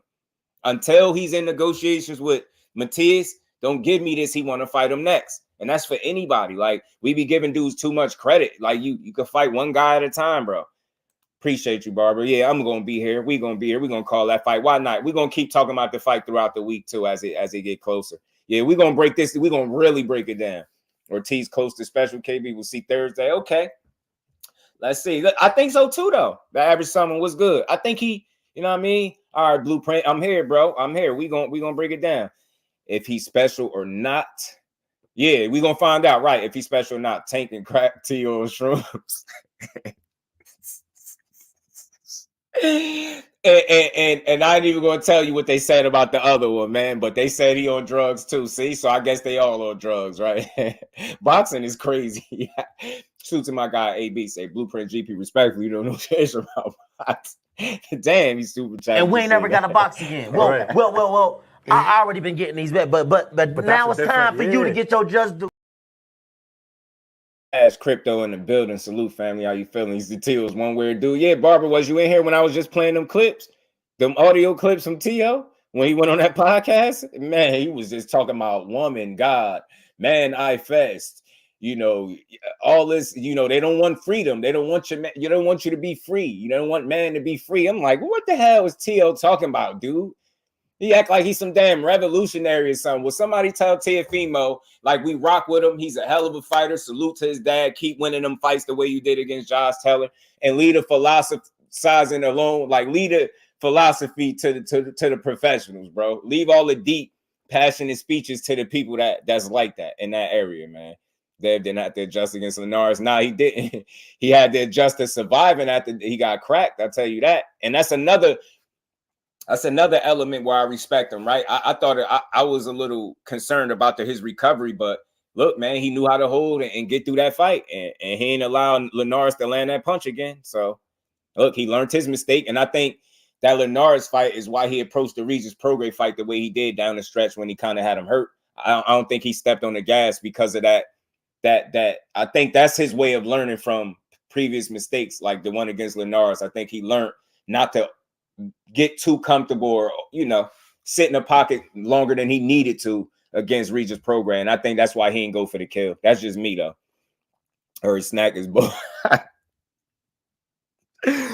GM, man, you a fool, bro. You a fool, man. Haiti fans be in the corner with all the chat links. I asked you to clean your house if you want to buy it. You want to buy a TV? Oh, man, you stupid, man. Nah, I missed that. I was watching a WAC conference. Oh, man, you was watching a look, I got it. I can pull it up. It's short. They short clips, but he just tell you what's good what he said. Snack his PED. Yo, the chat is on fire. Y'all be going nuts. He said, I'm telling you, bro, them psychedelics do that to you. Speaking from experience. What? That's why you saying that's why T.O. be off one like that? That's why T.O. be talking crazy? Said the psychedelics got him on one. That's wild, man. I ain't hear that about. So now that's what people was talking about with the mushrooms. Teal should donate his brain to science. Yeah, when it's all said and done, they need to study him, man. See what's on his mind. Marquis, what's good with the family? How you feeling? Round two. Appreciate everybody pulling back up for the round two, man. We had a damn near 4-hour live earlier in the morning to the early afternoon. We came right back like 2 hours later. Port balls for that. Strickland Burners, what's good with it, fam? Strickland Burner, what's good? Yeah, I got it. I could play it. They two short clips, but I just found it funny because he be bugging. T.O. be really on one, bro. He really think he deep. I think that's the problem. Man said that's why he won't be tanked because of the lack of killer instinct. I think that could come back to hurt him against certain style of fighters and certain specific fighters. I do. Nah, Dev ain't test positive. He ain't doing that. Nah, we ain't gonna do that to him. Back like Cook Krills. Booger, talk to him, man. Talk to him. Who you voting for, guys? Buy the truck? Neither. It's like that's like saying the lesser of two evils at the end of the day. I honestly didn't have an issue with it. I didn't get a hint of arrogance or home being into himself. I took it as he turned into a man. Who that? Who you talking about, Average Summon? Who you talking about? I'm going to make sure I know who you talking about. Who you talking about, Brody? Man, salute to my guy, LaMarcus. What's good, bro? Y'all make sure y'all smash the like button for you, bro. Let me play this clip real quick for anybody that didn't then what happens? Well, then they become controlled. See, I'm not controlled by anybody. The only one that controls me is the Lord Almighty above. Lord Almighty and above. Yet he lets me be free-willed. You know, the thing is that they don't want freedom in any man. Because man manifests from the heavens. Yo, when they try to, what happens? Yo, when they bring God in it all the time, controlled. See, I'm not controlled by anybody. The only one that controls me is the Lord Almighty above. And yet he lets me be free-willed. You know, the thing is that they don't want freedom in any man. Because man manifests from the heavens onto earth, not woman. Yeah, I need everybody to hear this. You know, I'm not against women, but that's what man was for. Manifest, break it up. Man feast I. Man feast God. And we as adults and as grown men, and for those watching, need to understand the depths of what it means to be a man. But then what happens? Nah, Teach, I ain't done. Teach, he ain't even done. Teach, you thought he was done? Thought he was finished? Nah, boom. There's two types of people in this world, fam. There's givers and there's takers. There you go. Quoting givers people again. Sleep better. The takers eat better. And I learned in life, sleep is the best medicine. You know? And I'm already on a diet, for crying out loud. I barely eat. So it's like I'm just here to show everyone that this is another way you could do it and not get touched. Yo, I love it. Yo. However, you gotta always bow down to the Father and give your flowers to Him, not to yourself. Because we'll always be number two. Remember that. We'll always be number two, because when the Son of God comes, the Omega, He leads the way. For only through Him are we able to reach the Father, the Almighty Father. See, I'm a father now. I was blessed by that from above. I must hold that with a lot of grace. Man. And I have, my son holds my name, Teofimo the Fifth. If you know your commandments, it means thou shalt not kill. I could be killed, but my son won't. But I got to hold on for as long as I can, so that at least he sees a better lighting and a better way. I could guide him. Now, when he's of age, 13, that's when it really starts. He could decide where he wants to go. Know what I mean? That's on him. But his dad could lead that way for him. At least to show him. Lead by example once again. Lead by example, like we all talk about. All right, well, Tio, look. Lead by example by beating Jamaine Ortiz. But look, y'all, I joke about this stuff because Tio funny, yo. I think, look, realistically, I just be joking, man. I always try to bring it back to a serious point. I think he's young. He's trying to find himself. Like, I think he tries a bit hard at times to be, like, I don't know if I don't want to say deep. Like, you know, he's already an intelligent guy, bro. The fact that he knew better not to really retire shows me that he ain't no fool. He don't have to be the best with words for me to support him. You get what I'm saying? I rock with him. I just be making jokes like, but I'm not falling for this though, because this type of talk is the same the same aspect I focused on in that Josh Taylor fight. He went out there and performed beautifully. So I think I'll be a fool to bet against him again. I think Teofimo gonna go out here and win this fight. Most importantly, but he just be all over the place, and it make you wonder sometimes. Fax machine in the building, LetsBuild. What's good, my bro? Fate, what's good with it? To Teofimo, the motivational speaker, you know it. You know it. All things, what's good with it, bro? Pardon me, I miss my guy. All things, salute to my guy. All things.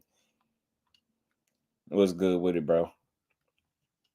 Dub in the building. Regis' ass. Regis. Hey, Cuzzo.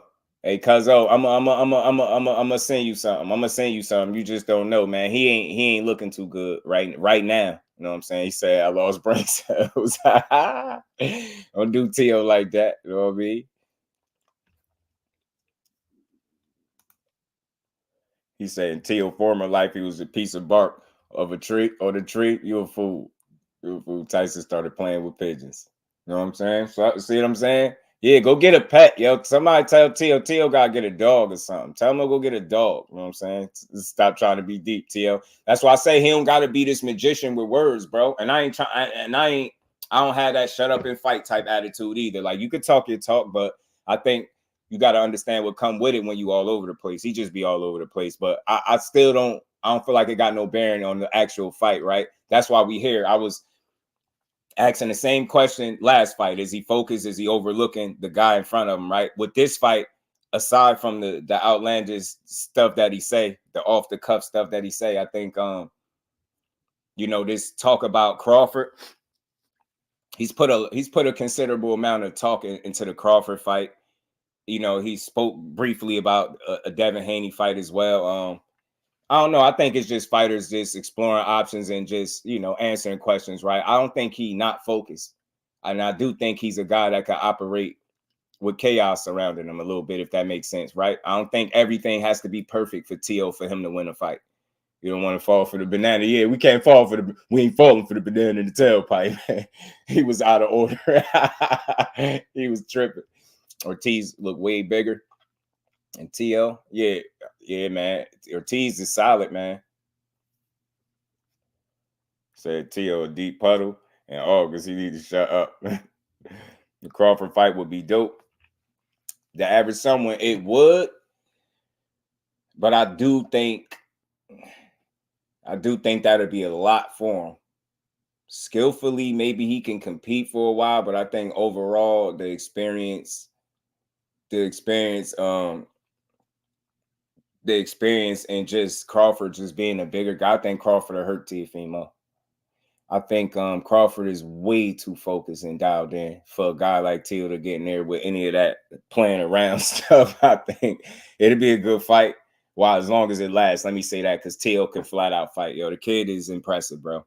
I make my jokes, but I always bring it back to the boxing. He can fight, bro, and that's all that matters.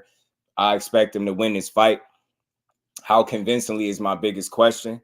You get what I'm saying? And is Jamaine Ortiz going to look better at 140 now? You get what I'm saying? Now that he's at 140, is it going to be better for him? You get what I'm saying?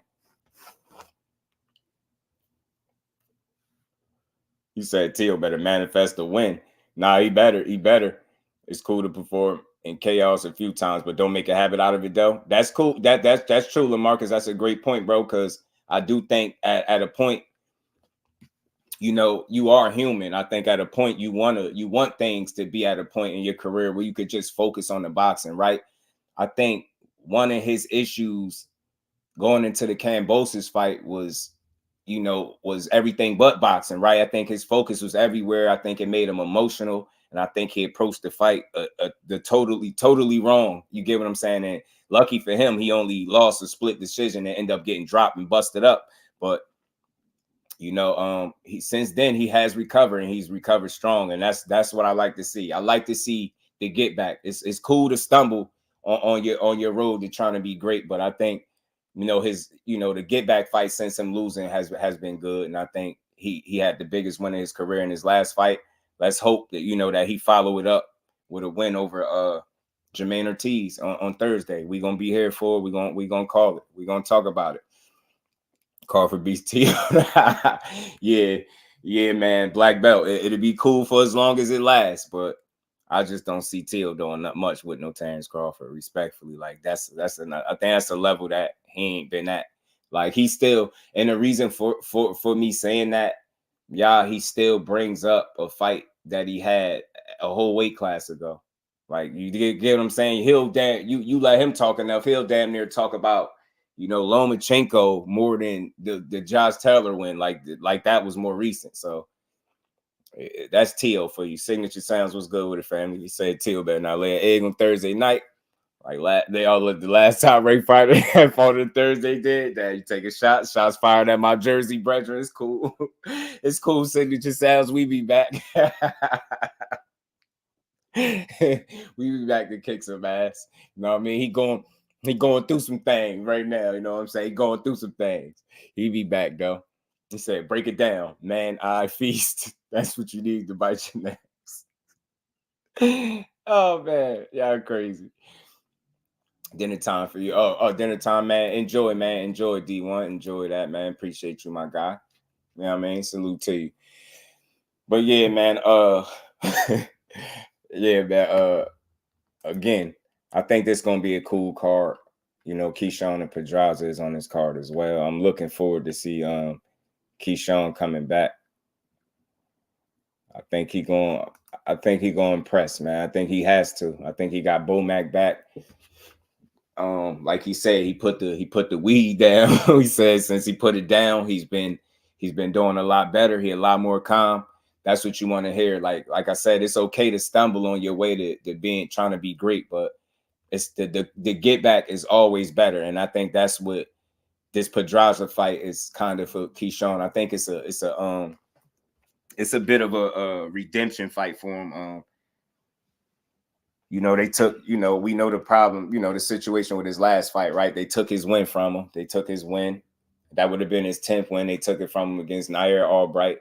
It was a, strong 10 rounds. He probably gave up a couple rounds out of the whole 10. I mean, people had some questions. You've seen him get hit a little bit more than you used to seeing.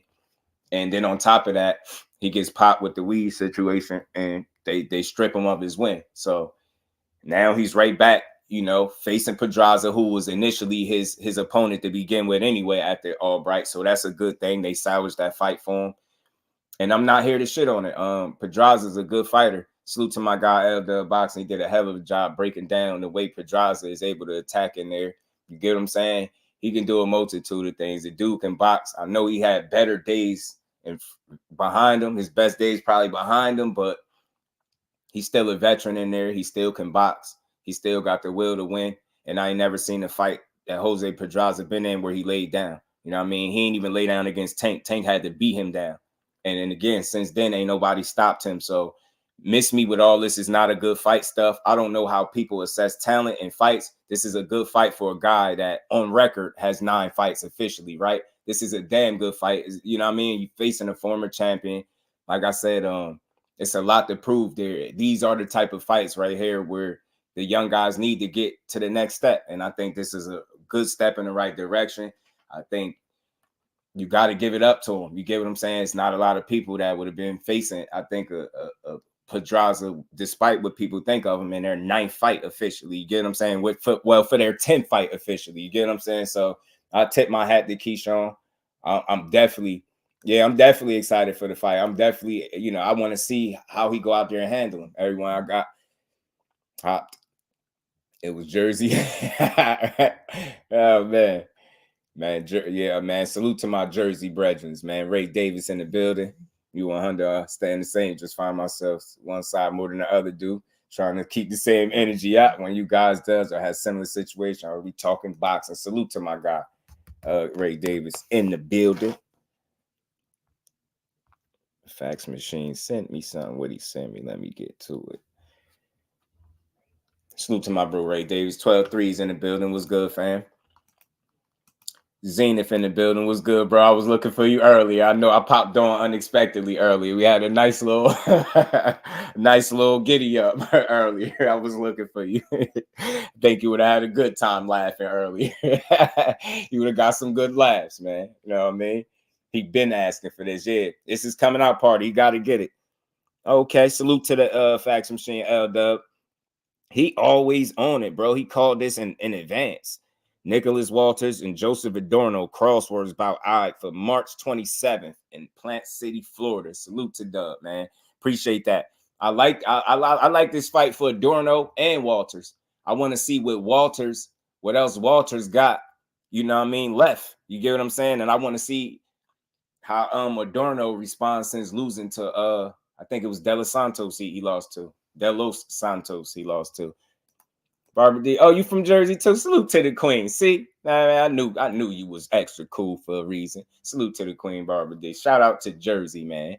I went to Newark Academy for a summer. Terrible summer. It was rough out there. It would be hard out there for a pimp. Newark rough, man. Newark rough. I ain't gonna hold you. I ain't from Newark though. From Jersey, but not Newark. It ain't too far from me, though. You know what I mean? It ain't nothing but a hop, skip, nice little car ride. I thought Adorno beat Ortiz, but I think it was ruled a draw. I think so, too. I think that's the draw on his resume. I think you're right. I think so.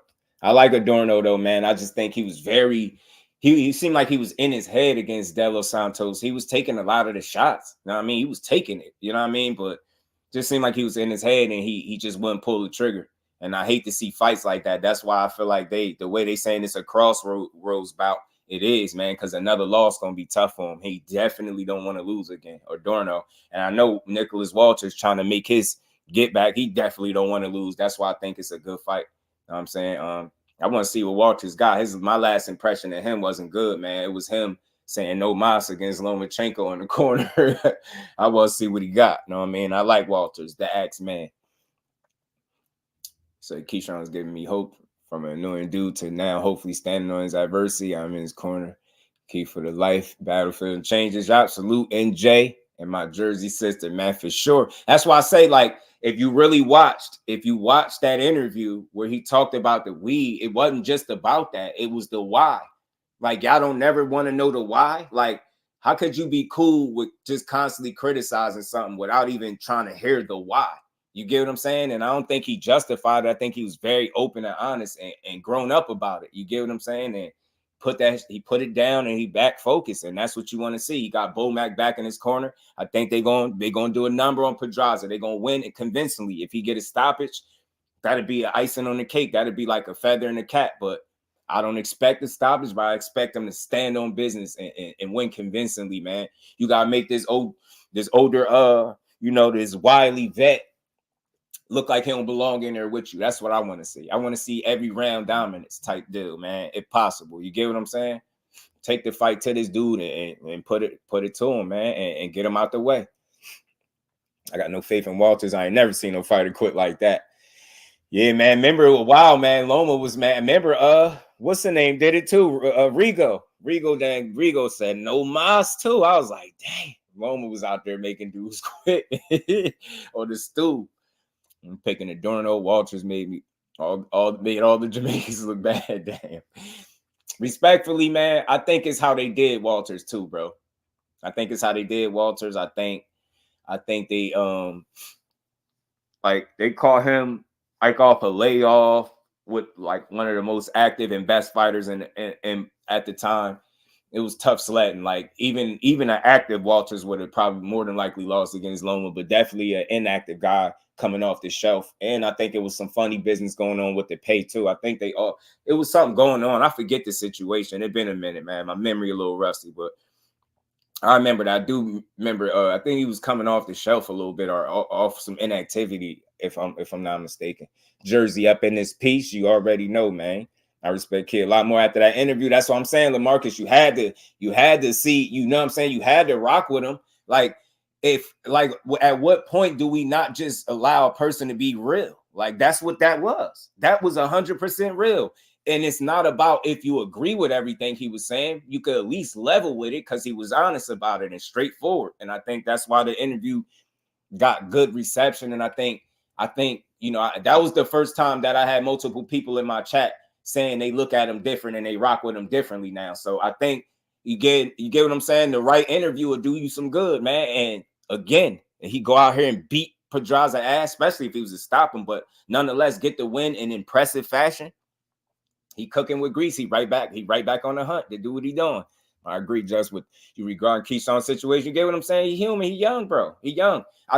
Remember, food for thought. What's good with it, family? How you feeling? Remember, y'all, I told y'all Teal's a master. Metaphysics, leave that man alone. He a master of tricking people too, man. I ain't fooled, Teo. I know you focused. You in shape, and I know you coming to win. So my money on Teo.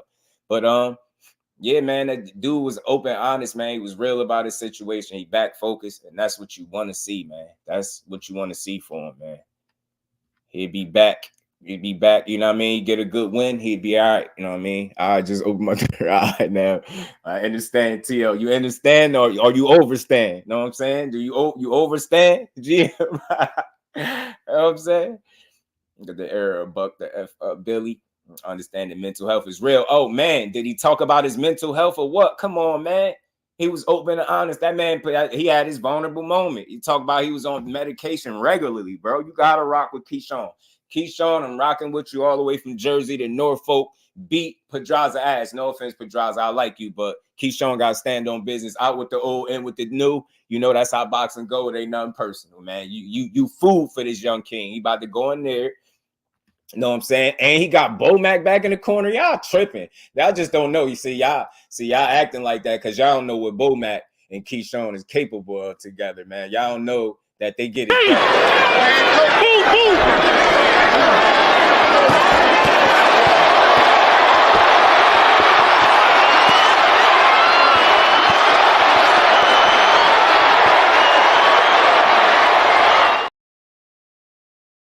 My boy Key out there working him over with Bomac by his side. He unstoppable. And he ain't even had Bomac the last trip, man. So that made the difference. So don't act crazy about that. He about to come out here and style on Pedraza, man. You dig?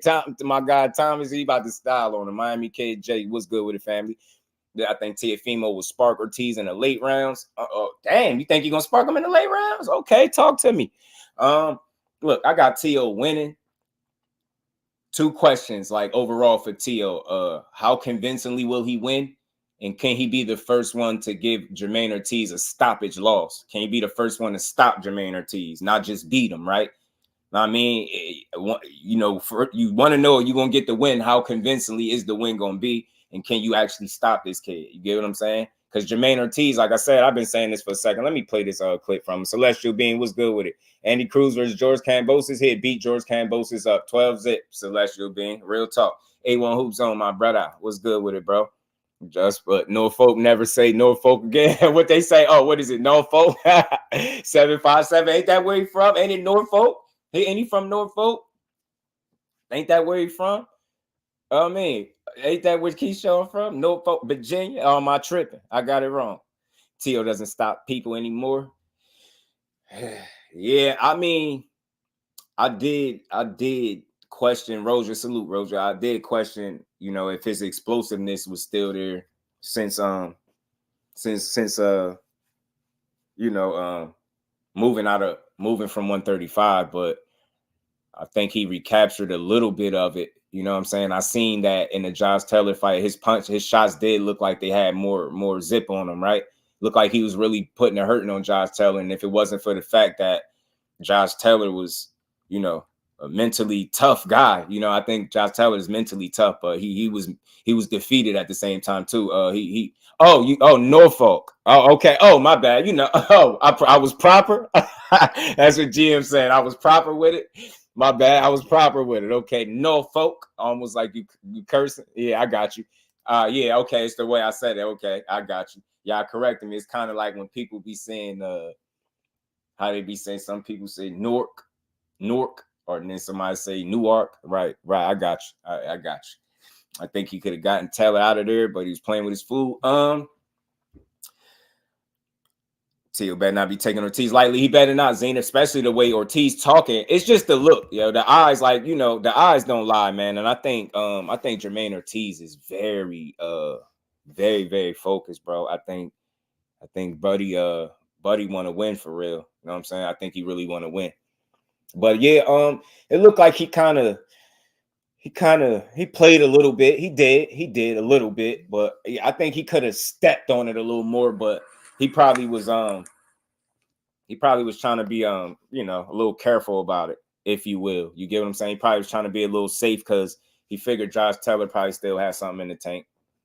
You know what I'm saying? And I understand his reservation. You get what I'm saying? Like, the last thing you will want after fighting a fight that convincingly and winning like that is mess up at the, you know, the later rounds or get caught with a shot. But I think, to be honest with you, I think he just had Josh Taylor mentally beat after a while. He's a mentally tough guy because he didn't quit, right? He kept trying, but I think I seen a mentally defeated Josh Taylor at a point in that fight, and I never seen him look like that. He didn't even look like that against Catterall. So I think that was a great win for Tio. You get what I'm saying? That was a great win moving forward for that guy. Thrill Hill in the building. Was good, family. Guys, overestimate Tio and underestimate Ortiz.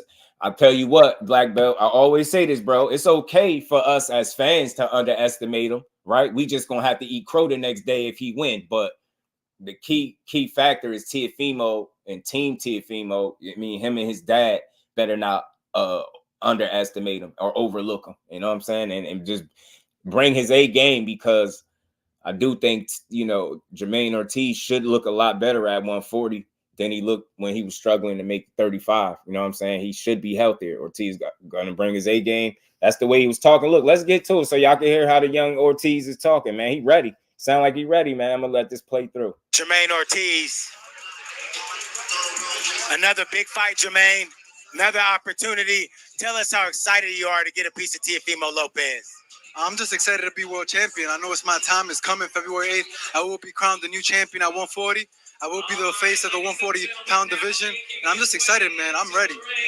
The other day, I was watching the 24/7 or the equivalent of it, and Teofimo Lopez says that he knows you and he's fought you before. You don't have the champion's heart that it takes to be a champion. What do you respond to that?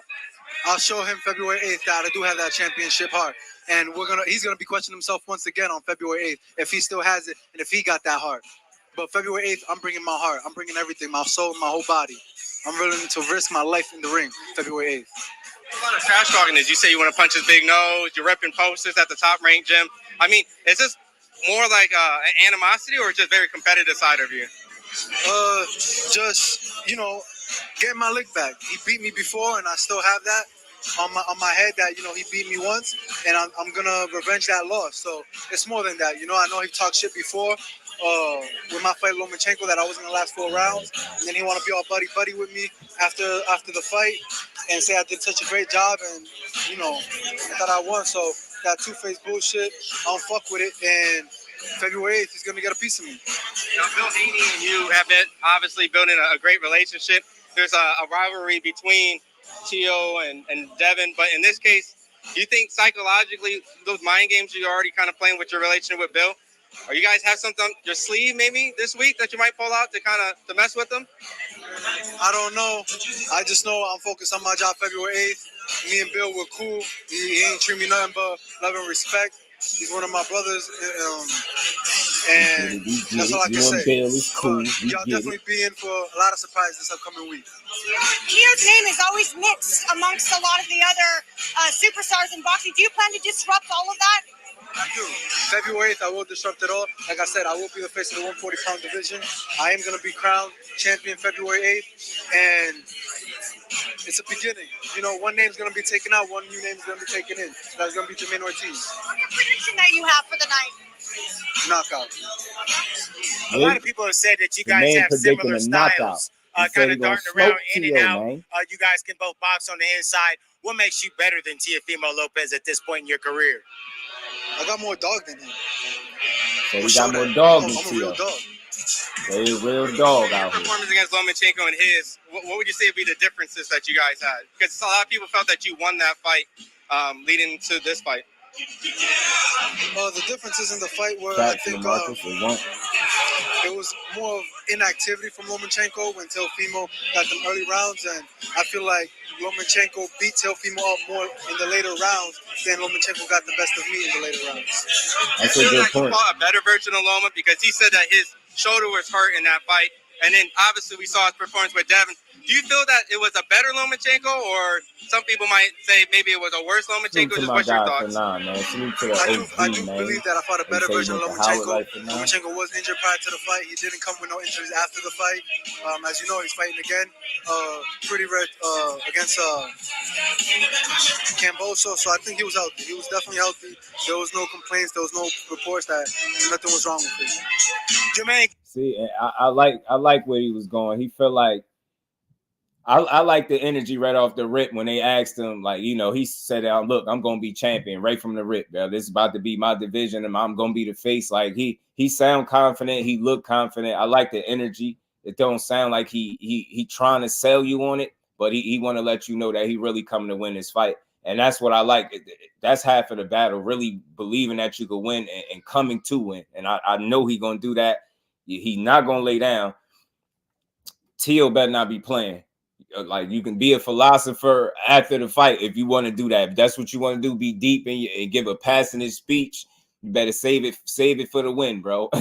Save it for the win, Teo, because I think this young kid actually want to take what you got, and I think he gonna push you to the limit. I don't think he gonna lay down for a second. And the good thing about this fight is they're two athletic guys. They're two athletes going at it in there, right?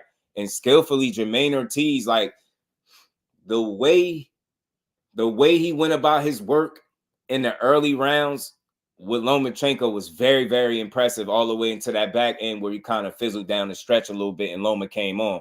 But he did a very good job. And I'll tell you this, I don't think Loma had the type of rounds in the fight against Ortiz, like he said in the back half, like he did against Teo. Because remember, once he started firing back at Teo, he started winning consecutive rounds in a row. You get what I'm saying? And then, you know, like Loma usually do, he give up that 12th, and I believe Teo had pulled that 12th round off, but he was getting touched up. You seen that scar tissue starting to swell up. He started looking a little, you know what I mean? Like Loma was about to bust his eyes up in front of Jamaine. I don't know. I don't know. I heard him say that's his brother, but I thought he was gonna say that too, but and he said, yeah, Zenith here, philosopher. You know, yeah, you want to be a philosopher, do that shit after the fight. Do it after you win, preferably after a win, bro. You don't win, we not trying to hear you hit the mic, bro. Just hit the stage, bro. Hit the locker room, hit the showers, kid. Don't give us no long, deep, passionate speech if you go out here and lay an egg. and I've been vouching for you, man. You get what I'm saying? A1 said this is a 50-50 fight for TL, quiet as cat. Whoever got the better chin and gas tank gonna win this one. Now that you say that, I mean, TL has a pretty good gas tank, I think. But what I've noticed is that depending on how the early rounds go for TL has a lot to do with how he looks, I believe, in the back end of the fight. I think if you allow him to just set the pace, then I think he'll be just fine in the back half of the fight. I think if you kind of disrupt the pace and set your own and kind of really like make him work for it, I think he could slow down a bit after the halfway through the fight, and you know what I mean, you can make it a fight. But I don't think he ever had gas tank issues. I never looked at Teo as a guy with gas tank issues. So, but it's a good point that you made because they just asked Jamaine Ortiz about, you know, those championship rounds against Loma, and he's saying he learned from it because, you know, this is a championship fight, so it's definitely a 12-round fight. So again, is he going to come up short in them championship rounds? Is he going to do what he did against Loma? Is he going to start fast, start strong, and then, you know, fizzle out down the stretch? You get what I'm saying? Or is he going to find a way to really stick it to him? And I think what's important for Jamaine Ortiz is how he start the fight. You get what I'm saying? How he start the fight. Keller was good, Brody. How you feeling? I think how he start the fight is very important. You get what I'm saying? So if he allowed Teo, like I said, to have this, like how he did against Loma, have his way early, it's going to be tough for him to get Teo out his groove, right? But I think if he can make things interesting and manage those early rounds and just not let the fight get away from him, if he's learned, you know, how to pace himself and manage himself in a 12-round fight better, then we should see a good ass fight. It should be a good fight. You know what I mean, I don't know if Teo would dominate him. You know, the right focus, the right Teo with the right game plan, maybe, but I don't know. Jamaine Ortiz ain't gonna make it easy. I see him making this a fight, but I'm hoping, like, you know, the reason for his Antonio Moran performance was just like a one-off type of thing. Like he maybe can get up for the guy. Maybe he wasn't his healthiest, in his best shape, and him being at 140 where he should be, I think he'll be a lot healthier, like I've been saying. So it should be a good one. Teo won the 12 versus Loma and Taylor. Yep. You see, it's something about that 12th that Loma like to give up. Signature sounds, it's something with that. So Ortiz first 12-rounder with Loma, so he should be good this time. And that's what he's saying, bro. And that's why, you know, salute the Fight Hub. They ask good questions. Like, that's something good to ask him. Like, how have you learned since, you know, facing, you know, fighting your first 12-rounder? Like, you get what I'm saying? That was a big reason for, I believe, why he took that loss to Loma. I think if it was a 10-round fight, we'd probably be having a different conversation. I think if he was more equipped and prepared to go to 12-round duration, I think we'd be having a different conversation. He gave Lomachenko hell. And how I know that's fresher on my mind because I went back and recently watched it. Man, if y'all ain't seen that recently, I don't know if y'all can find it. Go see if y'all can find it. Jamaine Ortiz and Lomachenko, man, and see how good he did against Lomachenko specifically early, bro. He did real good. You know what I'm saying? Again, that back end of that fight, you know what I mean? Loma be picking it up, man. He showed that he a vet in there and he got the experience, and that's why I think he was able to get the win. Elijah was good what he said. Jamaine Ortiz, 17 wins, 1 loss, 1 draw. Right. Hey, he's a pretty good fighter, bro. The 1 loss is against, you know, one of the best, they would say, right? And Lomachenko. So that draw was a good fight too. But he didn't fade against Josh, so it would be interesting. Right. He didn't at all. He didn't. Does Jermaine even have stopping power like that? He didn't at 35. Oh, he's saying he will now. He's saying he'll be stronger and all. Man, let me see. Hold on. I try to stop it because they was playing that damn music, but hold on. Let me see. He was saying some other stuff. Moran was touching him up and buzzed Ortiz. Yeah, I didn't like it, Miami kid. I didn't like it. Lomachenko seemed like that's where the fight may have gotten away from you. See, they talking about it here. What things have you done in camp to rectify what looked like maybe a loss of energy? What was it? You definitely work on them championship rounds. I learned how important them championship rounds are. Just to win those rounds, and guaranteed I'm gonna win those championship rounds this time around.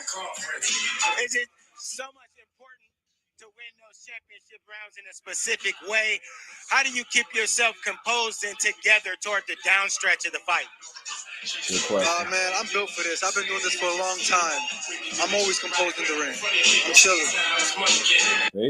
He always composed. He asking good questions. So look, Ortiz just got to be focused, prepared to go them 12 rounds and the 12 tough rounds, because I do believe Teo is fighting for his reputation, his career, his belt.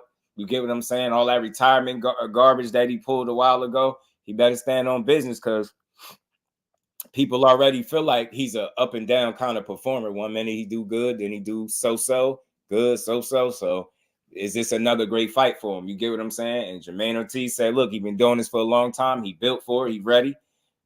I think he's, he said he learned from the Lomachenko fight. So he always composed in the ring. And that is a great, answer that he gave. You get what I'm saying? Because that is something. He's always composed. Like that I think keeps him in fights. His composure, especially early with Lomachenko, was very impressive. You get what I'm saying? And his ability to respond every time Loma got off, he was getting his back. That's what kept that fight. That's what made that fight what it was. You get what I'm saying? And at times in the fight, especially with that first quarter or so, 4 or 5 rounds, he would even be first. He would be first, and sometimes he would counter Loma, or he would catch him after Loma catch him. So he was doing a lot in that fight with Loma, should I say, man, especially early. Teofimo Lopez about to get slapped. Lines was good with it. Larry Lopez in the building. He said he showed me a lot versus Loma. Right, Ortiz by UD. Think so? I feel you. I feel like Ortiz got a UD on his way. That's good. Al Booger say he might be ready, but he's already on fish and spaghetti. Man, I'm telling you, bro. I just don't know. I don't know how he gonna get it done, but I expect him to be efficient, especially if he want to win this. Because if Ortiz is anything like he sound, if he fight anything like he talking, you in for a good fight, Teofimo. You in for a very good fight.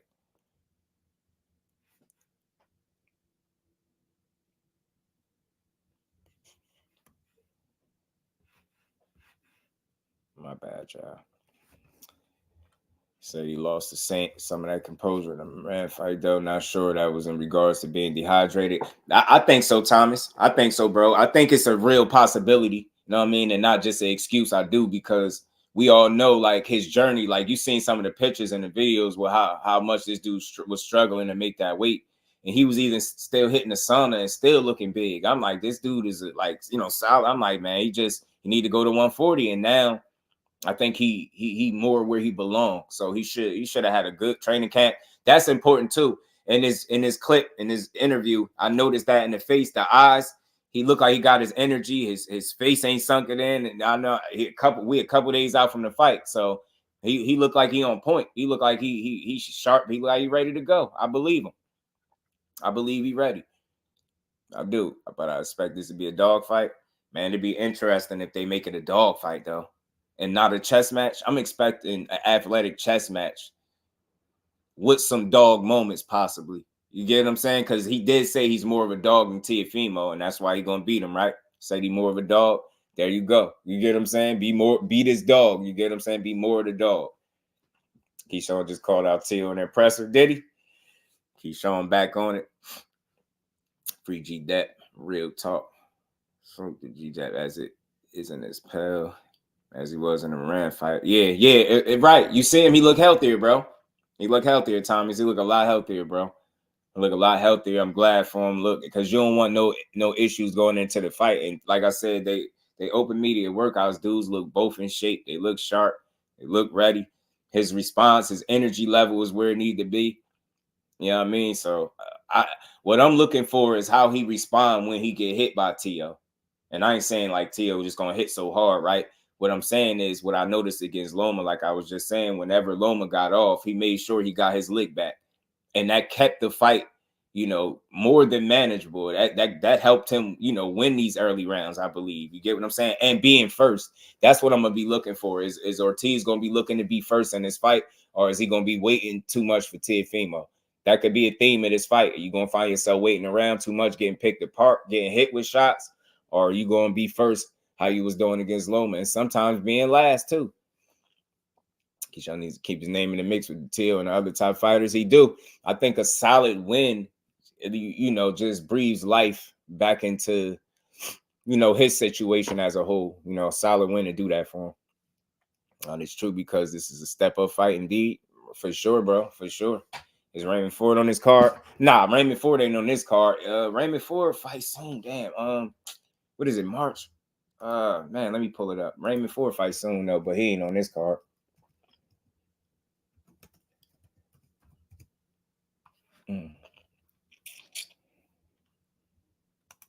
Savage Ford, man. Yeah, March 2nd. He fight March 2nd, bro. Fight next month. March 2nd. I mean, early next month too. So I can't wait to see that. He got a title shot in front of him. He fighting somebody that's unbeaten as well. I think he got a real opponent in front of him. But I expect him to win. I do. I expect him to get the job done.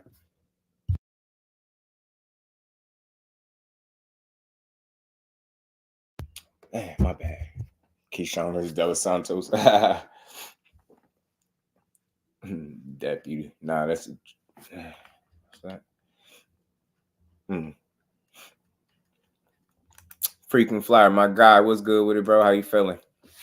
Looking over the Conor Benn contract for Tank. This is sad. Y'all mad. Y'all mad. Don't be mad at Tank. Don't hate the player, hate the game. Yeah, Raymond Ford, nice, bro. Another jersey. A shout out to Camden, New Jersey. You know, I told you I'm about to make my jersey Mount Rushmore. Y'all keep playing. You know what I'm saying? Y'all keep playing. We gonna have, you know what I mean?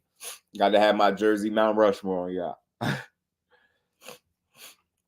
My bad, y'all. I feel like I'm getting sick or something. Appreciate you giving us the fire this morning. You already know, man. Salute to my brother Hardcore, man. You know, I wanted to fill in for my good brother, man. It turned out to be a dope build, man. And we riding through another one. Notice how everyone is getting dangerous fights except top ring boxers. Tank versus Conor, Ryan versus Pitbull. You got Teofimo and Sandor Martin selected for the easiest opponent. Bob's Dirt in Action. You know, in-house Bob, Celestial, you know what I'm saying? In-house Bob, you know how I go. I think Keyshawn got a good test in front of him, though. To be fair, though. You know what I mean? He on top rank. I think he got a good test. I think Abdullah Mason, Abdullah Mason, pardon me, I meant to mention Abdullah Mason, he got a good opponent, I believe, too. Damn, he do too, man. This should be a solid card, man. I'm trying to tell you. And I know he young. Man, they'll get out of here, bro. Tripping out, bro. Go to it. All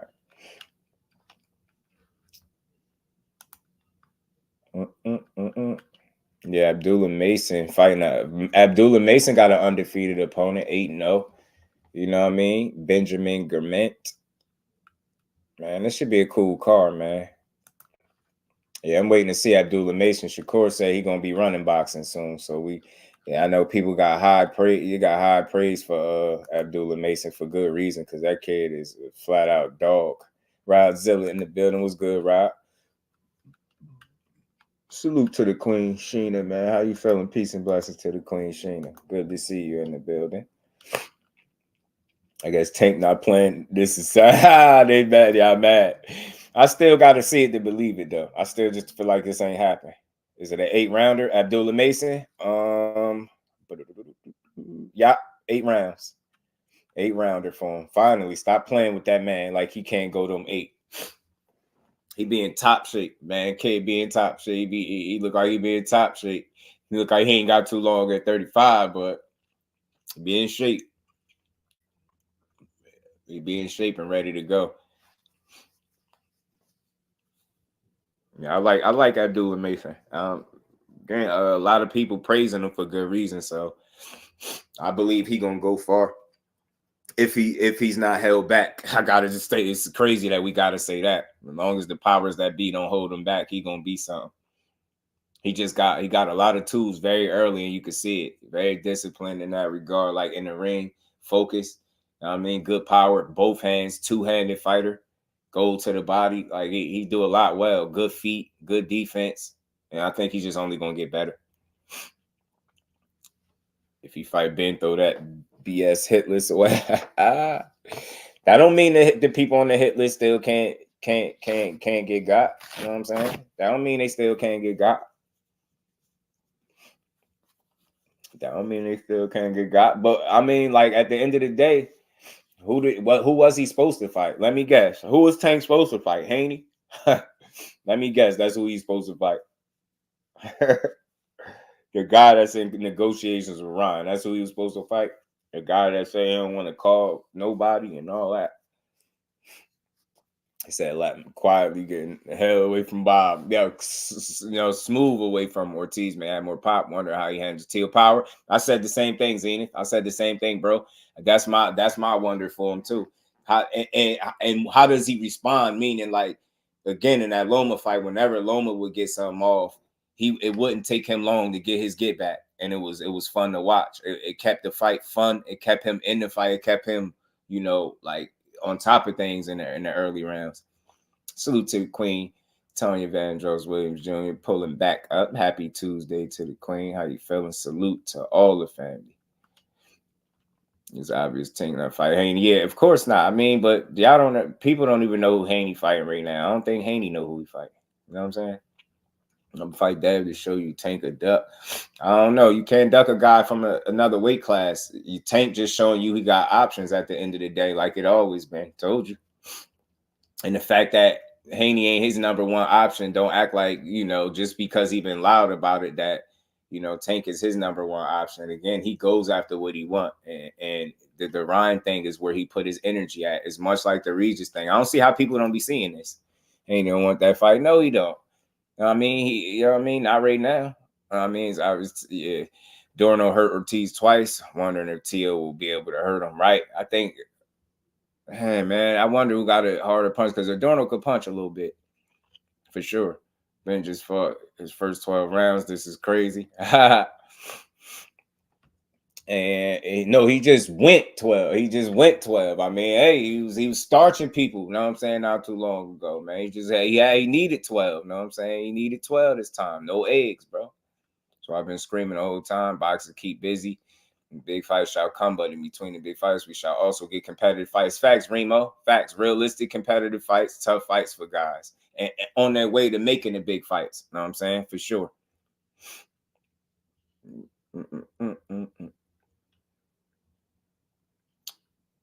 So you feel like Keyshawn Davis versus Isaac Cruz be more entertaining?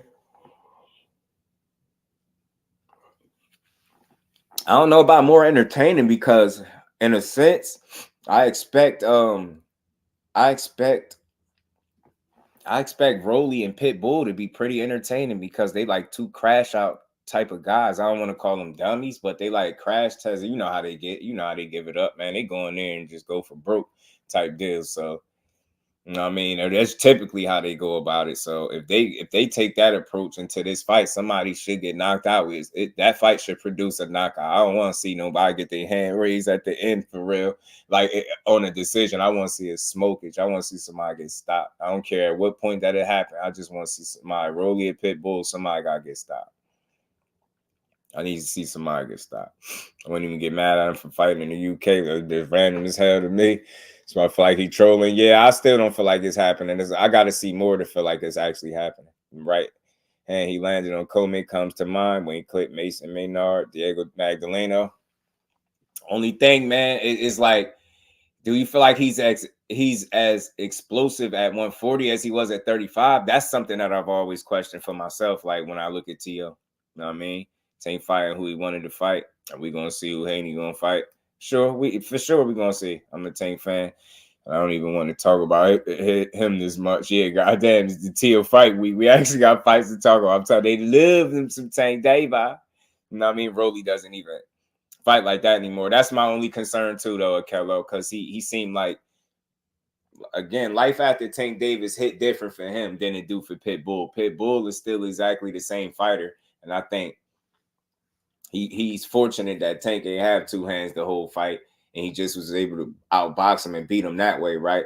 Where he ain't have to like take a physical chunk away from him like he do with these other fighters when he be stopping them, knocking these dudes out. Much like I feel like he did with Rolly, which is why Rolly don't fight exactly how he used to fight no more. You know what I mean? He a little more reluctant, seem a little hesitant to pull the trigger at times, and I think that could get him clipped and caught against a dude like Pitbull. I do. Rolly was trying to box with Big Ross Barroso. Yeah, it wasn't working out. Yeah, Zena, they loved them from took a tank. Salute to my baby girl, Miss JusDueBoxing. Appreciate you pulling up. Shout out to Bud and Earl for giving us the fight we all wanted, for sure. For sure. He said they extreme man fans. You know they love him. I don't know if y'all. That's why I said Zena. I think you would have got a good laugh earlier, though. I still think earlier it was funny. It was funny earlier.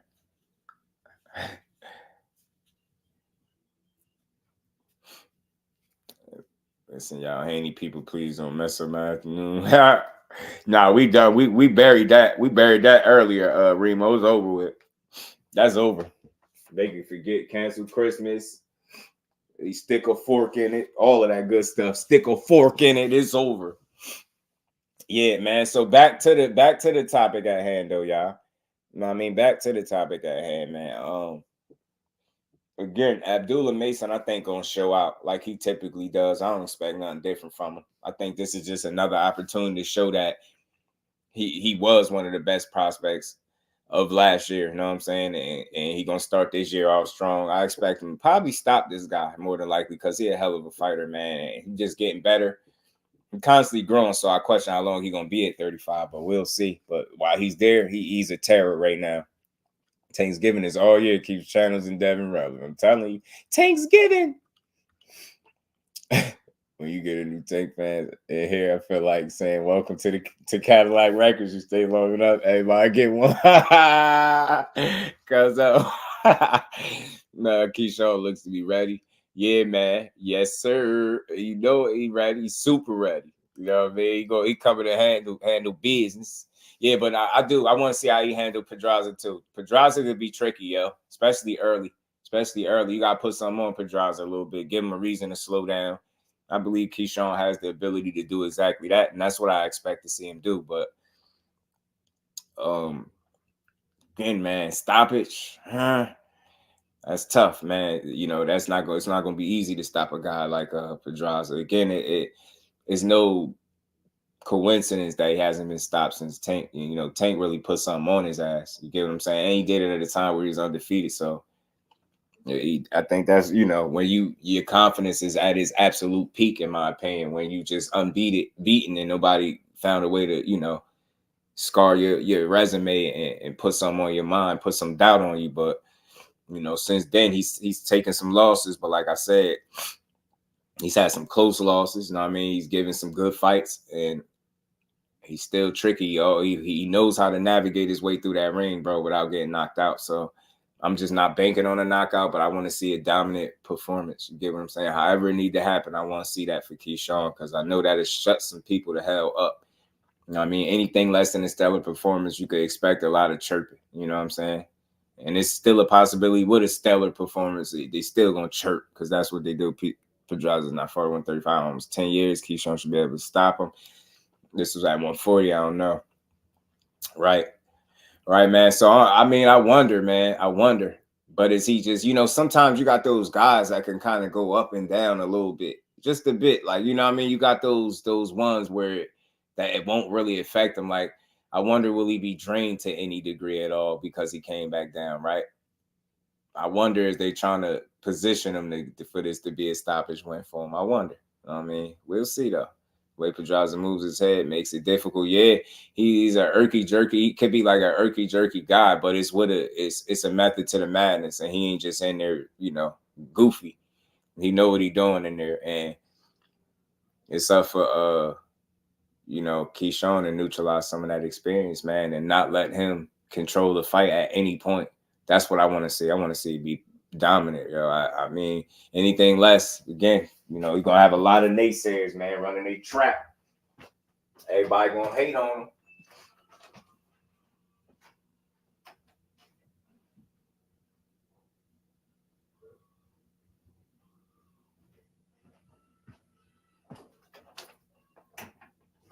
My bad, y'all. Damn. Trying to build his resume. Best opponent thus far for Keyshawn, no doubt. Yeah, veteran, former world champion. You know what I mean? His 10th official fight now.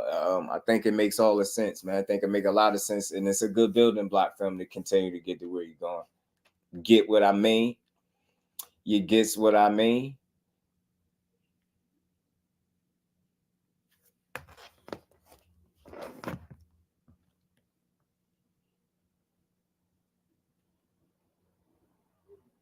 He said he fight like a Mexican, yo. Conor Benn, yo. Conor Benn itching to get smoked. People to heat that cool world ain't nothing. You a fool, man. You a fool. But yeah, man. Again, good card, man. Tio. I expect him to win it. I think Keyshawn got the win. Abdullah Mason. I think those the top 3 fights for me that I want to see. It's another fight or two up there. I think that's gonna be good as well. So it's an overall solid card, and we'll be here for it, man. I don't think Ortiz is. I don't think Tio is silly enough to overlook Ortiz. I'm pretty sure he learned his lesson with Cambosis. He relearned somewhat of a lesson against Sandor Martin, and I think the last thing he needs is to learn a lesson again by overlooking this dude in any way, shape, or form. You know what I mean? I like Ortiz's energy. Promising, you know, pretty much telling you, look, I'm knocking this dude out. I got more dog in me than him. I'm prepared for this. I'm ready. You know what I mean? I'm stronger at the weight. I'm better prepared than I was for the Loma fight. I'm ready to be world champion. That was one of the first things out of his mouth, that he going to be world champion. So I don't doubt that he definitely going to give it his best effort, but we're going to see if he's able to really drive it home and really put together.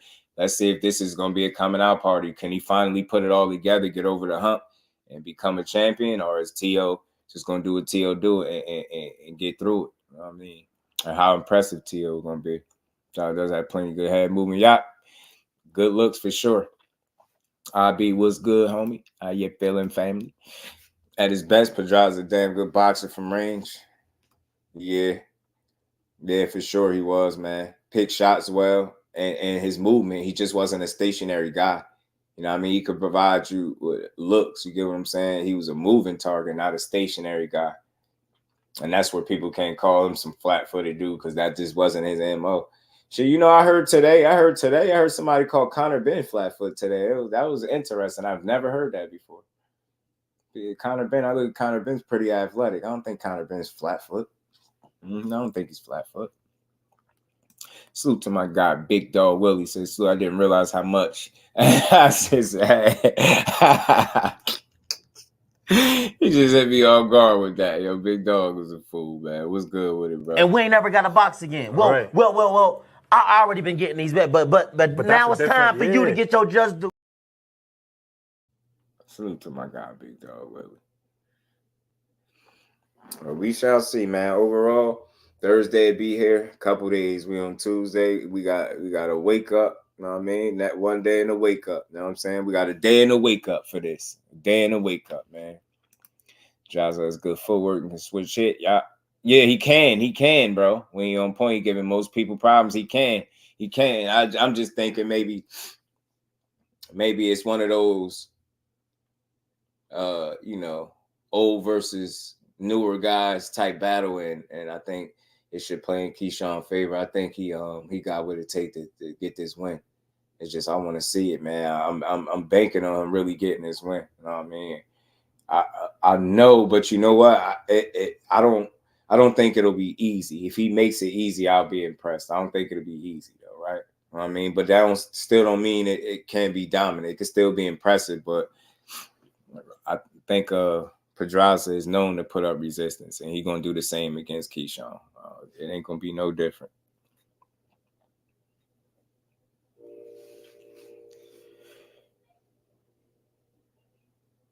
And I think, Abdullah Mason, like I said, he got a fight, undefeated guy. I expect him to shine too, because he's special. He on a roll too. He's on a roll. Expect Keyshawn to win. Not sure he'll get a KO. That's where I'm at, Aisha. I'm there too. I don't know about the KO, but I can see him definitely winning. I don't want to easily beat Pedraza if it tanks. So a little resistance would just help Keyshawn, right? I'm saying, and Yeah, man, Tank really put something on him. I want to see how Keyshawn go about doing it as well, like about putting that pain into him, man. You gotta really jump on the old vet, man. Don't let him get into no type of rhythm. Don't let him establish himself early. None of that. I want to see him try to dominate him. Look up this guy Abdullah fighting. Yeah, 8-0, and he got 3 draws, but he's still unbeaten. But I don't know much about him. Pedraza coming back down 35. That's the sad part for him, right? I guess he at the point in his career where the opportunity for him to beat a young guy, I guess, you know what I mean? And Pedraza's still kicking, you know what I mean? Or he could be just putting there his food, you know what I mean? It could be that. So we're going to see. It's all up to Keyshawn. How he going to make it look? Is he going to make it look easy? But again, Pedraza always puts up a fight. I mean, and again, I think the most convincing he got beat up was by Tank. And that was still a good scrap while it lasted. While it lasted until he start thinking he could just stand in the pocket with Tank. What the hell? Who the hell told Pedraza to fight Tank like that? All that moving that dude could do, he tried to sit in the pocket. And Tank started punching his block, cracking this dude, man. He's old and has to drain down. Yeah, I asked that earlier. I wonder, will he actually be drained for this fight? Or is it just one of those, you get what I'm saying? Because look at it like this. Look at it like this, Canelo. I know he older, might be a little tougher because he's a little older in his career. But Tank did go down for Santa Cruz, right? And he wasn't drained, right? And I know that's Tank, and I know different situation, younger, different fighter. But I'm just saying, just for conversation purposes, right? But I don't know for sure, right? It's a possibility, though. And I'm with you on that he could be drained. Definitely possible. That's a great point, Just. Noticing an all-right fight, especially. That Keyshawn stand on ability is his control of pace. Yes, if you can slow it down to his liking. He suddenly makes mistakes. You get what I'm saying? And that's how I see it. That's why, and that's typically how he goes about his business and how he wins his fights. That's why when people be saying what he is not, I'm like, are y'all basing that off of how you feel about him or the fact that he's not knocking everybody out? Because he ain't like he got no bad KO ratio. So people can't say, oh, he's supposed to be knocking all these guys out and he not. You get what I'm saying? Albright was a real opponent, bro. But exactly, he's very good at controlling pace. And you know what I think the issue was in his last fight? Seemed like he was forcing the issue just a bit. Like, I want to say forced. It's like he was a bit eager to get his business done, you know, to handle business instead of like, you know, kind of just work yourself into the fight. You know what I'm saying? And you know, I think that that played a factor into how the fight played out a little bit for him. You get what I'm saying? I think to a certain degree, I seen him pressing more than I normally see. And I ain't saying you can't be on the front foot, but it just looked like, you know, I like the focus in his eyes, but it looked like he was just a little bit, you know, eager, and it kind of threw off the timing to a certain degree, right? That's what I seen. I mean, that's what I got from him. And Tank beat him the whole fight. Yeah, it still was a good fight, though. It still was a good fight. I don't think it was like, you know, I don't think it was a sweep, was it? I remember him beating him pretty convincingly, though. You know what I mean? But it was entertaining to watch, is what I'm saying. Competitive, it don't mean you ain't beat somebody's ass, right? And that's just what Pedraza always do. He gonna fight back. Like he don't lay down. He didn't lay down against Tank. Tank had to beat him down. And down he did. That he did. Samuel was good with it, fam. He said Teal's trash. He didn't learn anything about running his mouth before a fighter staying focused. Yeah, I get you, but I think Samuel, to play devil's advocate, he was doing the same type of stuff last time, and I was also playing into the fact that I think he was saying way too much. But I think that's just who he is. He's just a guy that is going to give you this weird sound bite, these awkward moments. He's going to say things that make sense but don't. You know what I mean? He kind of be all over the place. He say the first thing that comes to his mind. That's T.O. for you. But I think, again, he's able to operate under them circumstances because that's just what he used to. You know what I mean? That's just who he is. And if he ain't cool with being himself, then he'd never be successful. So he's been cool thus far. And I think, you know, it couldn't have looked from the outside looking in more disastrous than it did going into the Taylor fight with the lead up to some of those interviews and that joint with Mark Kriegel and the back and forth with his dad and them kind of little arguing that they was doing. That to me made me feel like he wasn't focused. And then, you know, from the keep the black fighters stuff, now he over here talking about, he made notice, look, it's a pattern, bro. Don't go. I'm almost not falling for it. If I'm wrong, I'll just be wrong, right? But it's a pattern, bro. He did this before. He makes the wild comments before it was keep the black fighters. Then now would he say something about Puerto Rican fighters now? Says something about mushrooms and other stuff. Like he doing it again. He getting the interviews. He say this stuff that make you be like, huh? Is this dude focused? What is he talking about? He do it every time. I think that's just who he is. He's an odd guy. But I respect him and I rock with him. I support Teofimo. Definitely in that ring because he's a hell of a fighter.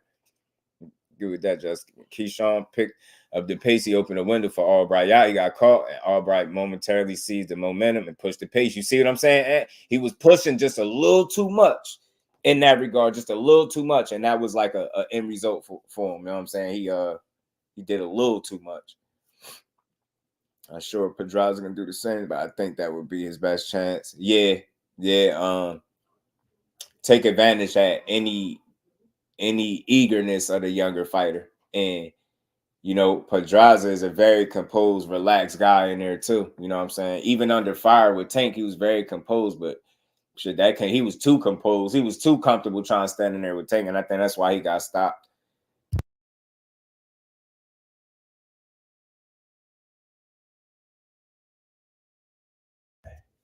My bad, y'all. I had to sneeze. Pardon me, y'all. Edward Vasquez with Raymond Ford was a damn good scrap. It was. Like some people thought Vasquez beat Ford. Damn sure was. So, but that's what's important for Keyshawn. I think Bomac being back in his corner, I think that'll help him regain that level of composure that he typically fights with, because, you know, it's back to normal, regular scheduled programming, putting in work. You know what I mean? Putting them miles in, putting that work in, putting that pain in. I think him doing it alongside a guy that he got trust and faith in and you know, comfortability with, like a Bomac, that I think they're gonna get it done.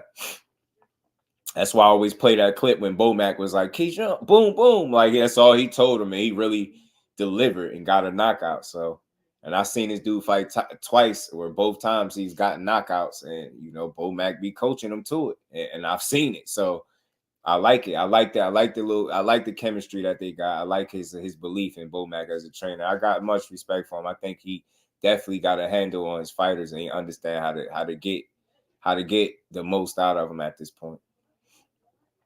I think he look good in this one. Yeah. And you know Bomac gonna take it very serious, which I like, man. Push the issue, man. Push that young man and go out there and get that win, man. That's what I want to see. I want to see asses being I want to see belt to ass. You know what I'm saying? Beat Pedraza up, make him consider retirement, bro. You get a win like that, that'd be impressive. Make that man consider hanging him up. It's crazy too, Kello, because in my opinion, I feel like Raymond Ford got better since then. I do. I really feel like he got better since then. That's why he had like a good hiccup, the little draw. You know what I'm saying? He's still unbeaten, fighting March 2nd for a title. He getting his just due. I think he gonna be a hell of a champion. He's sharp in there, man. He always working. He be in that gym too, so he putting in good work. Probably last fight was at 135 in 2019. I know. Don't know why I say 10 years. It's still a long time. Man, I already know, bro. I know how it be. He did. Yeah, it was a minute. It was a nice minute ago. That's what is that? 5 years. Man, you're gonna see, man. Like, if I don't know, if he ain't drained, then maybe he'd be all right. But you know what I mean, I'm expecting the fact that he's getting up there in age is to affect him more so than that weight. But maybe both things could affect him in different, you know what I mean, to different rims. Catching Vasquez. So yeah, it was a good back and forth. That's why it was a draw. But like I said, some people felt like Vasquez pulled it off. That was a good learning lesson for him, man. He didn't have to go all the way back to the drawing board, should I say, like you do when you lose, right? He just had to go back and you know, just fix some things and get better. And I think he did that. Because the way he won his last fight, I think that was Jesse Magdaleno he beat up like that. It's the way he beat up Magdaleno for me and was dropping him like that. I thought he was going to stop him like that. You know, Raymond Ford ain't the biggest puncher, but he's putting that work on him. So he was beating his ass. 34, that's not easy weight cut. For sure it's not. That's why I say at the combination, I think maybe he could be, you know what I mean, less than what he should be because of that. Maybe. Cool Breeze in the building was good with it, bro. He said, could there be a catch weight for Pedraza? I don't think so. Let me see something.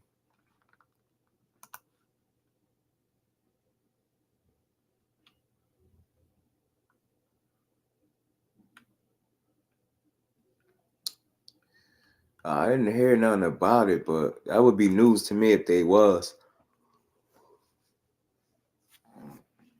I ain't hear much about a catch weight. About this possible next fight, Edwin Dos Santos was Andy Cruz. I actually feel like that's feasible. Oh shoot. I would be surprised if they was to make that next for whatever reason. I think simple reason that they on separate sides of things, and I don't know. No, Bob Arum would be looking to, you know, potentially throw his guy. I don't know. And Andy Cruz this early in there with Dos Santos. I don't know, but I know he's been throwing him in there with some seasoned vets. So I don't know. I mean, would it be a good fight? Yeah, Andy Cruz really can fight, bro. Like it's hard to not see a good fighter with the couple fights that he's had. You know what I'm saying? But only little knock, if you want to knock him for it, is maybe not being a puncher, but it is what it is. He can box his ass off. He can fight. He's very fluid in there. He let his hands go. Good punch output, punch variation. His movement, his feet are good. He don't get hit a lot from a couple fights that I've seen so far. So defense on point. He checked them boxes, man. Andy Cruz gonna be a hell of a fight for Keyshawn if they fight in the pros. It's gonna be a tough fight. I think the same way it could be, as amateurs, but I do got faith that the fight would play out a bit differently. You know what I'm saying? Keyshawn really simply put, he do got a pro style, but Andy Cruz has done a phenomenal job transitioning from an amateur to a pro as well. About as possible. Oh, isn't Andy under Eddie Hearn? Yeah. He over there, Matt. I mean, my bad. Damn, did I say Bob? My bad. I meant to say Eddie. Yeah, I think you're right. Yeah, I said Bob. I'm thinking Keyshawn. I naturally just think I hear that name when somebody bring up Andy Cruz. I'm surprised somebody said Andy Cruz versus somebody else other than Keyshawn. So my mind was already thinking top rank. Oh man. I like to see Shakur versus Mortai. Yeah, same promotional company. I don't see why it can't happen. The question is what is Bob plans with Mortai, and better question, what's his plans with Shakur in terms of how they gonna sort out that last fight, especially if the kid's sticking to this retirement stuff. They ain't gonna be on your jersey, Mount Rushmore. I think he might have to be because he a heavyweight. I don't know no other heavyweights that's repping jersey. You know what I mean? Might have to throw him up there. You know what I mean? Big Bang out here. He real deal. I like him, man. I like Big Bang Zane. Older and he get it. Yeah, I said Bob, pardon me. I was already thinking Keyshawn. That's why. But my mind already, I'm surprised that somebody actually said like, something other than Keyshawn. So my mind was already thinking top rank. But yeah, Eddie Hearn, Dos Santos. You with the PBC, same difference though. If you get what I'm saying, like I don't know, they want to cross them paths right now. I don't see it though. If y'all get what I'm saying, maybe they got plans for Dos Santos. You know what I'm saying? I do. I think he can make some good fights moving forward. Eric Bosley versus Bo Mack. That's crazy. Andy Cruz and Keyshawn Davis. That'd be damn. It just made me think, damn, that'd be fire right there. It would. Battle of the brains, man. See who could pull it off.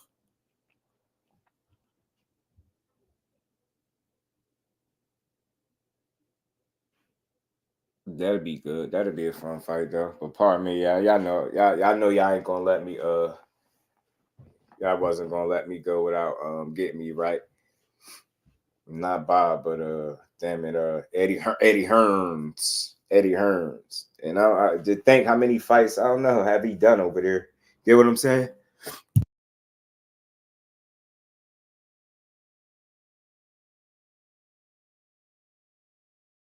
But Eddie Hearn he claimed that he'd be willing to work with everybody, right? So maybe he'll make something happen with them. But I just don't see that being something right now, right? I think Andy Cruz might be a little ways away from something like that, right? Considerable ways away. But they are putting them in there with veterans and guys that got a ton of experience, and he passing them tests with flying colors, winning every round.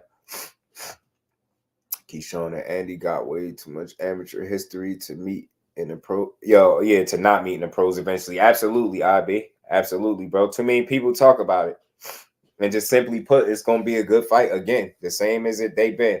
Like, going back, seeing some of those fights, I thought the way people initially talked about it, like, he got washed or something, but I didn't see it like that. So I was like, a win is a win. They wins, but he has some competitive matches with him too. Like, he ain't just wash, and in that point system, some people are just very, very good at the point system. And I always felt like, since seeing Keyshawn, he has a bit of a pro style. And I think that's something that people mention often when they see him fight. That's why I think his transition from an amateur to the pro game was smooth. Whatever happened to Keyshawn versus Frank. I like that too, though. Keyshawn and Frank, I like that, but again, I think it's just premature for them to do that with Keyshawn right now. I know what Keyshawn be saying, because he sound like he'd do, with all this. And from what they say the kid is like that. He'll really fight these dudes if we get the opportunity. So only time could tell, but I think that'd be a good fight. Whether it happened now or later, I think it'd be a good fight. If it happened a little later, it should be even better fight. But I think if it happened now, it'd be a good fight still. I don't think Frank Martin will wash him the way some of these people be saying, for sure. I don't see that as being a wash fight for either guy. That's what they say, Macho. That's what they say. They say Keyshawn is like that, man. But I guess it's one of those things where people just need to see more of them, or they just need to see more of what other guys see in them, right? And I think one of the ways to see that is actually be around when he's putting that work in. And I think a lot of the people that attest to how good he is as a young fighter coming up are the guys that put the work in with him directly. D for the win in the building. Was good, fam. Hey, I used to like what happened? What happened? What happened? But overall, man, Thursday we here, man. We got a good fight. You know what I mean? We got a good card. Like I said, we're gonna be here for it. Moving on, man. Tim Bradley talk. I seen Tim Bradley, man. I did some reading, man, and a lot of people make a big deal out of, and for good reason, is what Canelo next fight is gonna be, who he gonna fight, what direction is he going. And you heard a lot of different names in his third fight. You get what I'm saying? You hear different people in the mix, right? You hear Jamal Charlo, you hear people saying Crawford, you hear names like Munguia thrown out there. People want to see him fight Benavidez. But, Tim Bradley seems to think, he says, don't be surprised if Canelo was fighting Errol Spence in his third fight. And the only reason I felt the need to talk about that is because it just wouldn't surprise me at this point with Canelo Alvarez. Like, I truly hope he don't make this the wrong kind of trend with this trying to pull down, fighters that in smaller weight classes and fighting them. Like, I don't want to see no setup fights. You get what I'm saying? And definitely not at the expense of Errol Spence. You know what I mean? At a weight class that he probably never even been at. Like, I don't know if I want to see something. Like, matter of fact, I do know. I wouldn't want to see it. You know what I mean? Give us fights that make sense. Make the man just fight 68 pounders. I don't think nobody's wrong for wanting to see that. Mantra said, yeah, facts just work is acceptable. Yeah, definitely you get 2 or 3 fights this year. Definitely championship worthy for sure. For sure. He can get them fights in.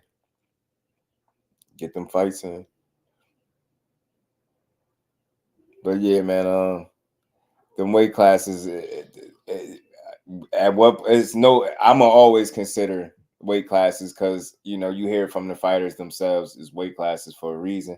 And all that jumping around and weight, playing around and weight without acclimating properly, I think is very dangerous, and it could be a silly move. You know what I'm saying? Maybe if you're a quality fighter and you're looking to cash out, you do something like jump a unrealistic amount of weight for a fight and an opportunity for this quote unquote opportunity to prove to be great or chase greatness. But I just don't know. I don't want to see no setup fights with no quality fighters. You get what I'm saying?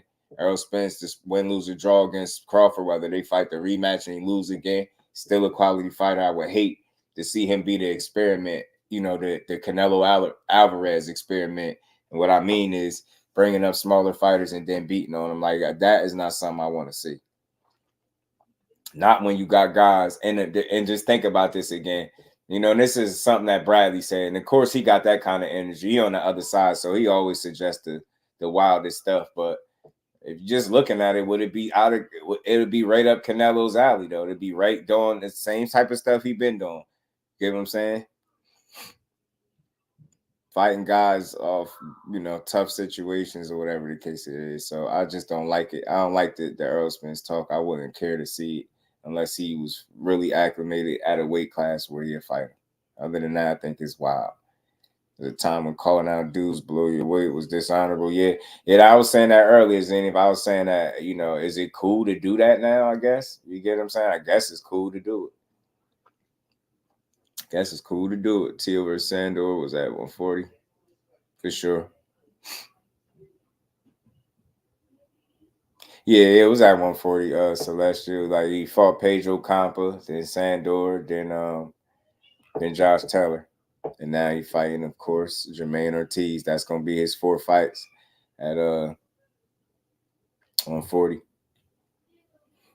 Sandor is the mandatory to Devin. Yes, sir. He said he getting his opportunity, bro. He said he gonna be champion. He talking that talk. You know what I'm saying? I'd like to see EJ Canelo, but EJ doesn't deserve Canelo. A few fights at 54 is cool because that's what he wanted.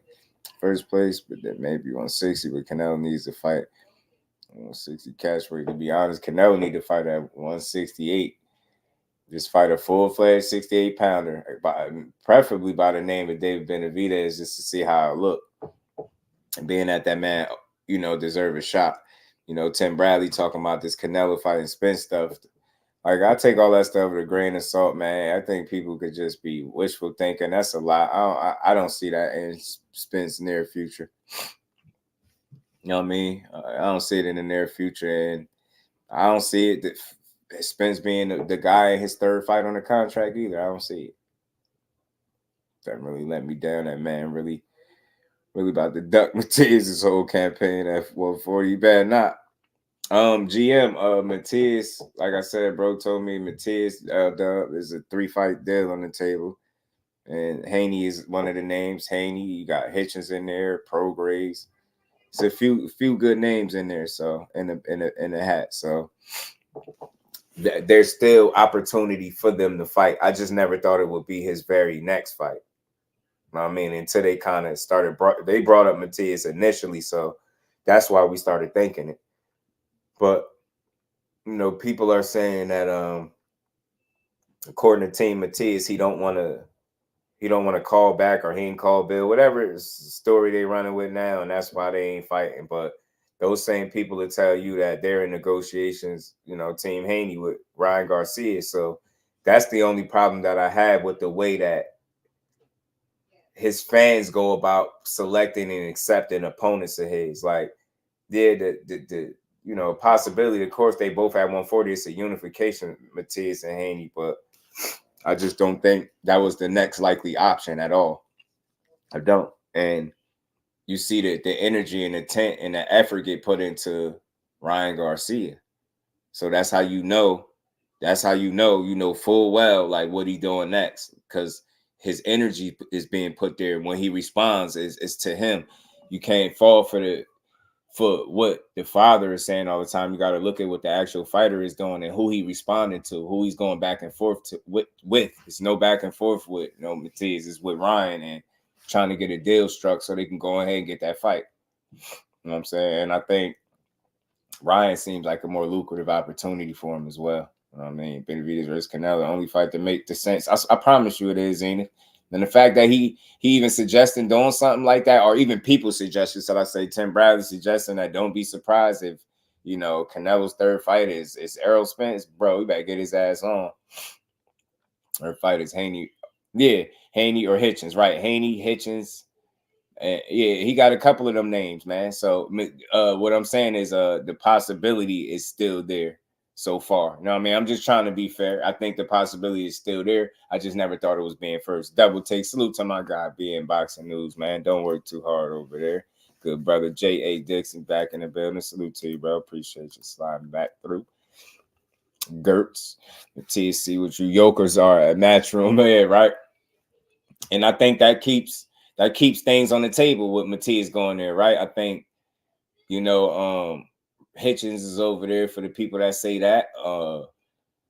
You know, the fact that Haney is doing business with Eddie Hearn and stuff like that, that's a possibility. They familiar with each other. I don't see no reason why they can't make these fights, right? But I think people are just a little bit unrealistic as to what's going on right now. Like, you can't say, oh, well, we're not fighting Matias because he ain't called us back, but we're in negotiations with Ryan. No, that's why you're not fighting him. You're not fighting him. And again, it's a simple answer, and it's just be real with yourself. It's not, oh, he ain't fighting him because he's scared or something, like, or he's ducking him. I know some people might say that, but that's not the case right now. He's not fighting him because he would be in negotiations with a whole nother fighter, and you only could fight one guy at a time. So again, once they get their situation squared away, whether they do it or don't do it, then you could determine whether or not he wants to fight somebody else. But until that's over and done with, I don't think that makes sense to say that. You get what I'm saying?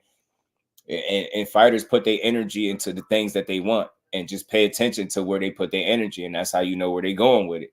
You got to, I know the difference between just the banter and the trash talk, and then I know what I feel like I interpret is what I hear when you want the opportunity, how you go about it. It's just much different. They'll kick that dust up with the Matias to get it. Army of Dummies and Matias price himself out narrative, and they still talking about that 4 milli to this day. To this day, see what your yokers at Matchroom, right? They're not putting numbers into the public about it. That's how you know they want it, right? A pattern has been established, is all I'm saying. And just real quick, just like I was talking about the pattern with Teo with the outlandish comments. Last time it was keep the black fighters. This time it's Puerto Rican stuff, and he taking shrooms, and you get what I'm saying? It's a pattern with that guy, but just to point that out, is these dudes be showing patterns, and it's hard to ignore. Man said Haney gonna move up before he fight Matias. Think so? KO, what's good with it, bro? Appreciate you pulling back up. Salute to everybody pulling up for the second time, man. We gonna rock out for a little bit longer. I hope I'm wrong, but Matias may. Here's new King Kong Ortiz. Keep him in Harbor. Oh man, I hope so. I hope you're wrong too. I peeped what you said. Yeah, I would hope he wouldn't do that. And I hope people don't try to sit around and strategically wait him out or anything weird like that. Fight that man. Ain't no longer cheap chicken. He's pussy. Oh yeah. Y'all know, man. Y'all know how Matias give it up, man. Y'all, man, look. Man, my the really best 140 is here. No Teofimo, pussy. No Ryan. Who is Ryan? No Haney, chicken. No rolling. He's a joker. And the word knowing.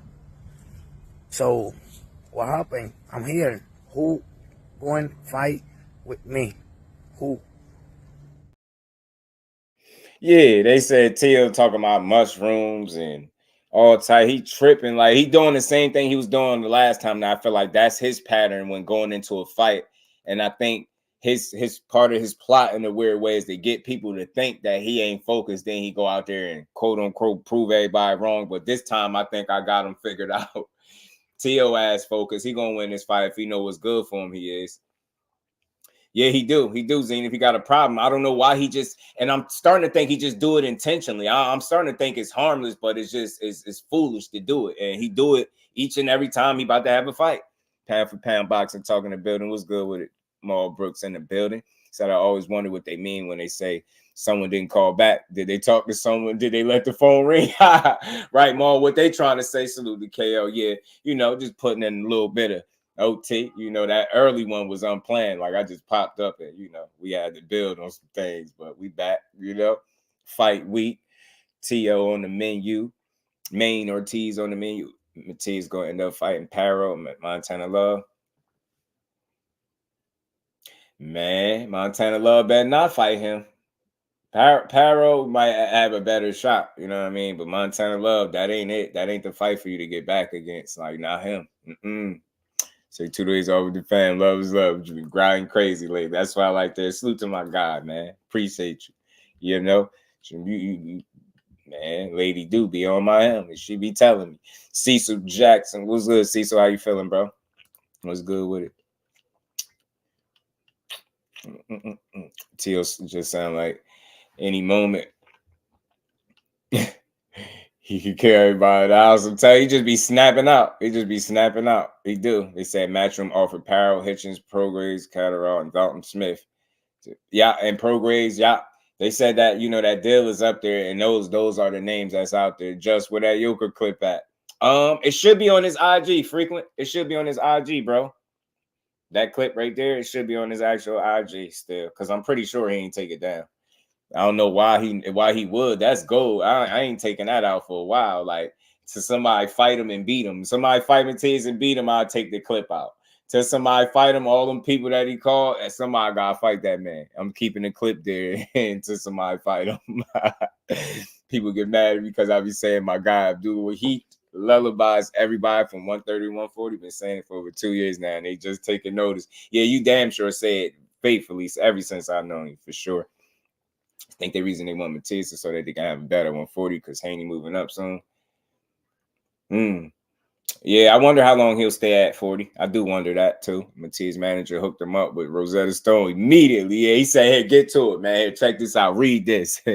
He said, "Really?" He got right to it, but not Haney. Ooh. Something should tell, something fishy going on. Macho Man. Oh, I was thinking about putting. I'm 47 now. I like to remain consistent. Oh, yeah. Montana going to definitely get knocked out. Yeah, in the ring by Matiz. Yeah, he thought he was throwing Steve Spark over the top rope. You going to get punched over the top rope messing with Matiz, man. That ain't the fight. You need some get back fights with an S before you go playing with that killer. So no unification with Haney. Ooh.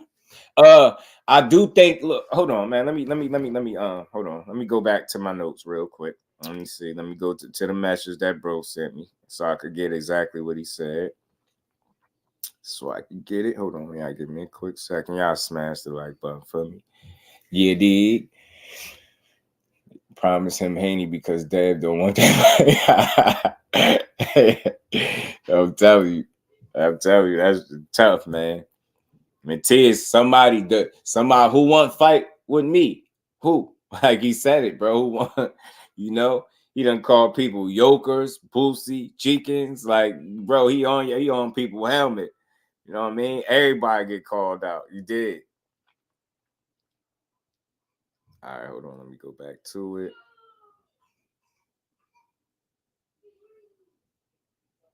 Three fight deals on the table for Matiz. Paro, Hitchens, Haney, or Prograves. That's what I got. Salute to my guy Dub. So that's the deal that's on the table. But I think the issue is the fact that I guess the people that's pushing that's the fight that they truly want, then you would figure, why is he not an option? Why is he an option and not a priority if that's exactly who you want? That's why I say, like, we be guessing sometimes. We really don't know what fighters these guys be wanting. I know we want to feel like dudes want to fight any and everybody right now, but you can only fight one guy at a time. You know what I'm saying? So I think if I had to call it for me, I feel like Devin Haney's interest is Ryan Garcia because it's a lucrative fight. I feel like it's a big fight for him. You know what I'm saying?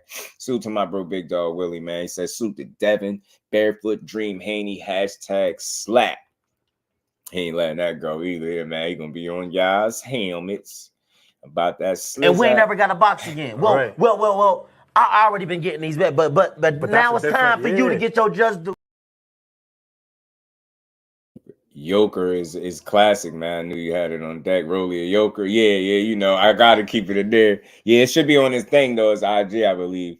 I think Tank is super WBA now on 35, but he don't care about belts anyway. Yeah, he ain't want no super Tank. But again, he just got the same belt he always had. Like, it was some confusing people saying he got his belt upgraded and shit. Like like it's an apartment. It's how he upgraded his belt. Like, nah, it's the same belt he been carrying. It's just they scrap. They trying to consolidate belts. Simple. Something they've been said they was gonna do. Ortiz is still advised by Al, so I doubt he'll be with Matchroom more than 3 fights. 3-fight deal, huh? That's just enough. Cash, just enough to fight the guy. Just enough to fight the Yoker, the Chicken, or the Pussy. You know what I'm saying? That's just enough time. What do you take away from the step Ortiz press conference? I was both for their energies. I listen, Tio. Despite what he's saying, he focused, bro. Salute to my guy, Big Dog. He is no super. He got the same belt he had since 2019. Appreciate Zaynab always comment cooking. You know what I mean? But for sure.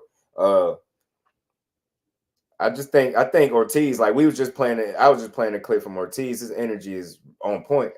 He very confident. His energy right. He looked healthy. He looked like he in good shape. He's saying the right stuff. He's saying he gonna be champion. He sound confident. Sound like he prepared, man. He said he got more dog than Teofimo. It's a lot. I like it. I like it for him, bro. I think he gonna try to give Teo the best fight possible. But again, I want to know, do we got enough to get over that hump, man? Because you know, this is another big fight for him, and the last one he lost very close. Is this the one where he get over the hump, or is it more the same where he just falls short in the end and lose a close decision? We're gonna see. Bit about gaining, losing, gaining again. Yeah. Ortiz smiled big during the face-off. Yeah, Ortiz looked healthy. That's to keep flip-flopping him on WBA belt. Dev knew not to let Tank get undisputed with all those belts, but it really gave him respect. Big fight he wants. Yeah. Tio higher level than Jamaine. You don't Casanova pugilist. You don't like Jamaine? Nah, my guy Blueprint said Jamaine is a top 10 boxer in the world. You tripping, kid. You know what I'm saying? A top 10 boxer in the world, Craig. In the world. You know what I mean? I'm rocking with Ortiz, my Rican brethren. Man, he sound prepared and ready to go, man. Let's see it. I'm ready to see it though. I'm ready to see it, man.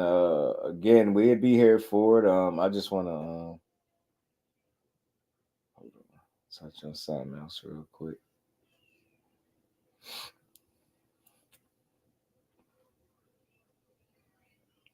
Think say you don't want to pay for all them belts a long time ago. 12% is a lot from a Tank person. Yeah. And it'd just be like him giving his money away at this point, Zenith.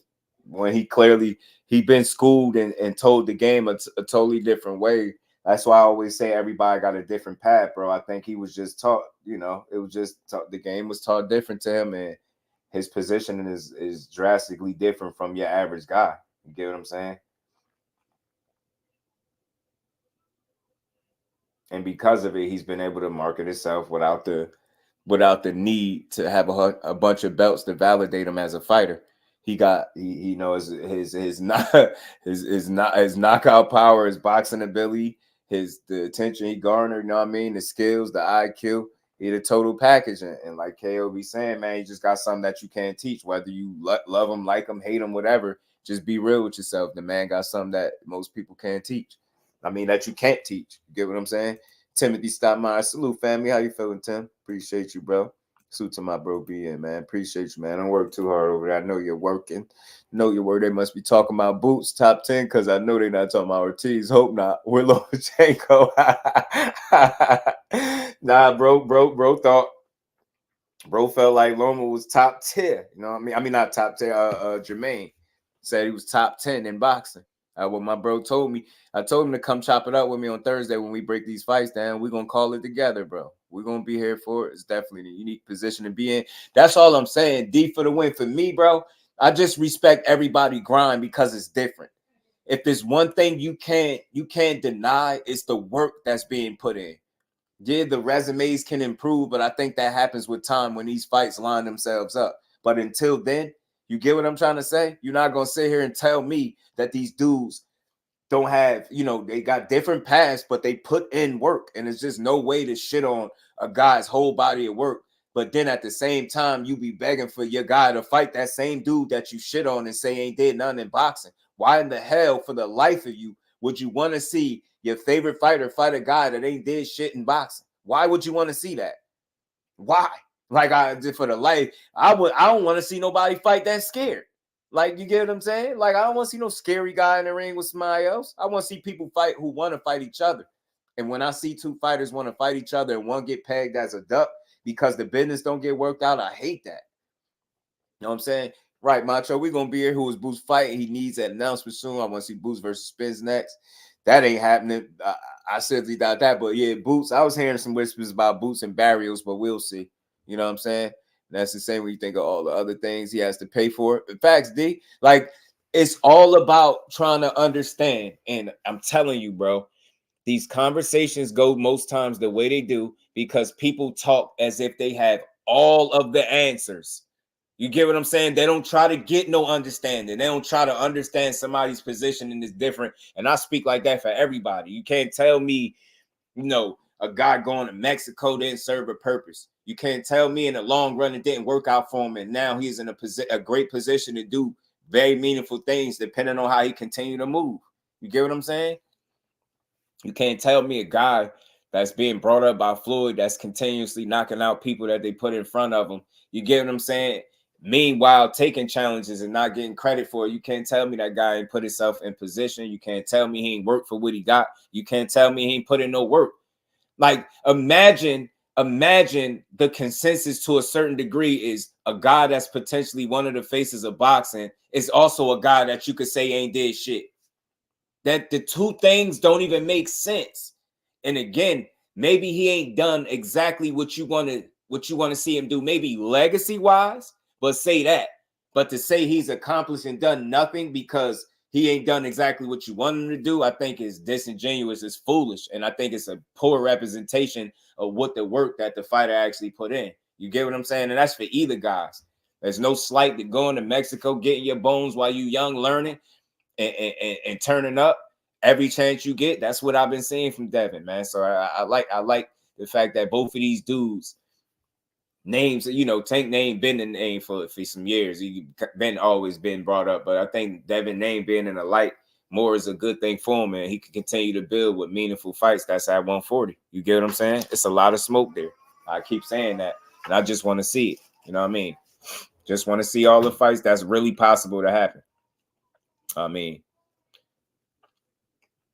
said this might sound corny, but I wish more fans spend a little more time appreciating what boxers do good instead of always. Nah, don't sound corny, IB. That's how we lift the sport up. Hell nah, you don't sound corny. I gotta put that up. Nah, no.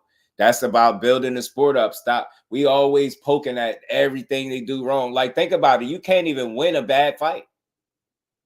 You can't even win a bad fight. He should have did this. He was supposed to do that. He had this wrong with him. It's like, bro, what? You do it. You know what I'm saying? Like, the shit they do ain't easy, man. Imagine being in a profession where you got to have the best night of your life every night, or it might go wrong for you. You know what I mean? Think about it. Don't take that much to go wrong for you know what I mean? It's one punch. This the sport is one punch, and it could be over for you. You know what I mean? At any weight, to be honest with you. So I think I'm on board with what you saying right there, man. We always look for the things they do wrong, and we don't spend enough time giving people they just do. The people created just do, bro. The people created just do because boxers don't get enough credit. So that's my angle. That's how I give it up. They gonna get their credit over here. Most fighters trying to make that 1.5 million in a fight. Hell yeah, some people still trying to get chasing that $1 million payday. Everybody ain't getting that. Everybody is not getting that money. I mean, everybody is not. Video game expectations, Jay. I'm telling you, bro, they've been playing too much fight night, bro. You know what I mean? Like, you could just go straight to the top. I think we just need to be at a place in boxing where you could appreciate the work being put in of each and every individual fighter that's actually putting in work, and understand and recognizing the position of each individual fighter, and not just 100% dismissing everything a guy's worked for just because it ain't been exactly the way you wanted to see it. You know what I'm saying? So, for example, how on earth did Keith come out of retirement and get Tim Tszyu, but Jerron couldn't?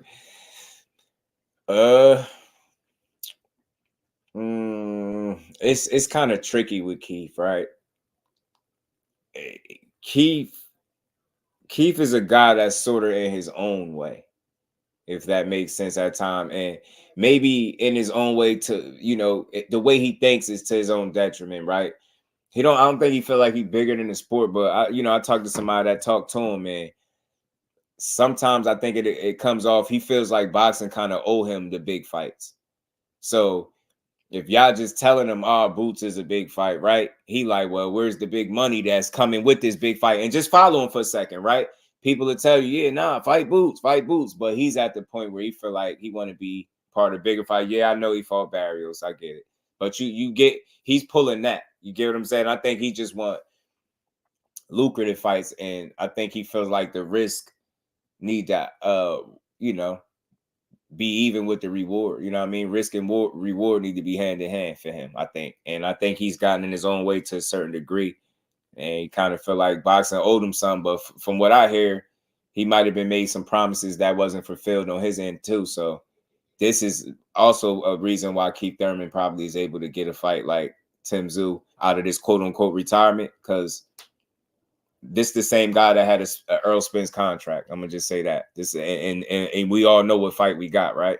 So that's that guy. So you could just imagine what some of the things, the conversations that have been being had with Keith Thurman, some of the promises he probably was made, and how things just didn't, work out. So I think as a result, and this is my opinion of things that I know about him, maybe that's how this opportunity got offered to him. Man, just watched Thurman versus Porter again last night. Ponytail Keith was a bad boy, wasn't he, D? He man, bro. He for the win. He was like that. Zoo Doug, bud. No. They was in negotiations, though. They was in negotiations. I talked about that.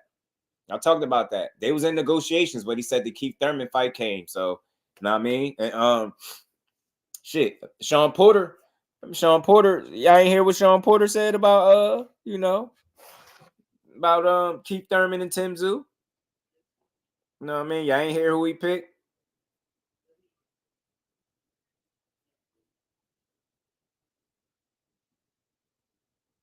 He picked the winner. It's been a minute out of sight of mine. Yeah. And I think that's what it's been. That's what it was for him, bro. I think that's what it was for him, D. I think he was, I don't want to say old and use the wrong words, but I think he might have, maybe something was promised to him or guaranteed or whatever the case, whatever the terminology they use. I think he was due a fight, and a fight that he felt like was meaningful. And maybe for him, feels like Tim Tszyu is that fight. You know what I'm saying? And a lot of people count him out. But listen to what a former Keith Thurman opponent has to say about the fight. You know? Hold on. Fight that he felt like was meaningful. My bad. I had my stuff playing. Hold on. Keep Thurman. Keep one-time Thurman. You better not duck me, son. You remember that, man. That was that guy. You better not duck me, son, was the guy, man. That's the dude that'll beat you up. What did Sean say about it? I got you. Forget popular opinion, all right? If you think you know boxing, then you should know Keith Thurman is going to defeat Tim Tszyu March 30th on Prime. Forget popular opinion, all right? If you think you know boxing, then you should know Keith Thurman is going to defeat Tim Tszyu March 30th on Prime. Man, so that's coming from Sean Porter, somebody that gave Keith Thurman hell in there. You know what I mean? He gave Keith some hell, but that kind of surprised me. Out of everybody, Sean Porter was one of the few guys that said, hey, man, and you see how he phrased it, man. If you know boxing, then you'll know Keith Thurman is going to, but is he kind of being like a former company? Nah, he ain't being no company, man. Sean Porter been spilling the beans a little bit. He been dropping game, whether you like him or not. I like him. I rock with Sean Porter. I rock with Sean Porter, the fighter, the podcaster. I think he a solid dude, and he be keeping it a buck. And I don't think he be sounding like no control guy. I think he be telling it how it is. I do. Especially if you've been listening to some of the little breadcrumbs that he's been dropping lately about the game. Now, I know he got so much more to offer. I love to pick Sean Porter brain. I ain't even going to lie to you. Bro got some unlimited knowledge. I know he do. I know he know the game and what's going on. I keep counting out EJ. He might impress y'all, give y'all the fight y'all wanted in the first. I don't know. I love boxing. I like both fighters, two legends. I'm gonna pay for it again. Absolutely. Absolutely. Sean didn't sound confident. Sitting there, Sean, pull that. You don't think he sound too confident about it? I think it's another full. Hold on, it might be a full clip where he talked about it a little more, maybe. Let me see. Let me see something. Superman, what's good with it, fam? How you feeling? Ponytail Keith still the better chance against Zoo, but the new Keith lost that pop on his punch. It just seemed like he missing a gear, Cash. It seemed like with the ponytail cut, it seemed like it's a gear missing from Keith Thurman. That's all. It's some type of gear. I don't know what it is, but it's a gear that's missing from him to me. And I think without that, he definitely can't be one time without that extra gear, right? But shit, at this point, he could just be one time for this fight. Like, you get what I'm saying? Sean Porter feel like he can get the job done. That's interesting. I want to see if I could find a point in which he said it in this full clip to see if I could see what else he possibly said. Showtime Sean Porter says that Keith Thurman is going to defeat Tim Tszyu in the headline of the first Amazon pay-per-view card of the year. I'm Chris Algieri. I am joined in studio by two-time world champion Paul Malignaggi. Right. We've got George. Keeping activity gonna hurt him. Superman, I think that could be a big issue for him too. How much, he never had gas tank issues, right? But he got to be in extremely good shape for this fight. He got to be in some of the best shape he's been in. I don't know if he's going to be a preserved older guy. Like, you get what I'm saying? I don't know if all the time off is going to be, advantage in some way for him. You know what I mean? Or is this going to be all bad? Like inactivity, ring rust, timing being off, all those things, because you don't want to give Tim Tszyu confidence. That's something that I've seen in the fights with him. You don't want to give that man no confidence. You want to kind of keep Tim Tszyu honest.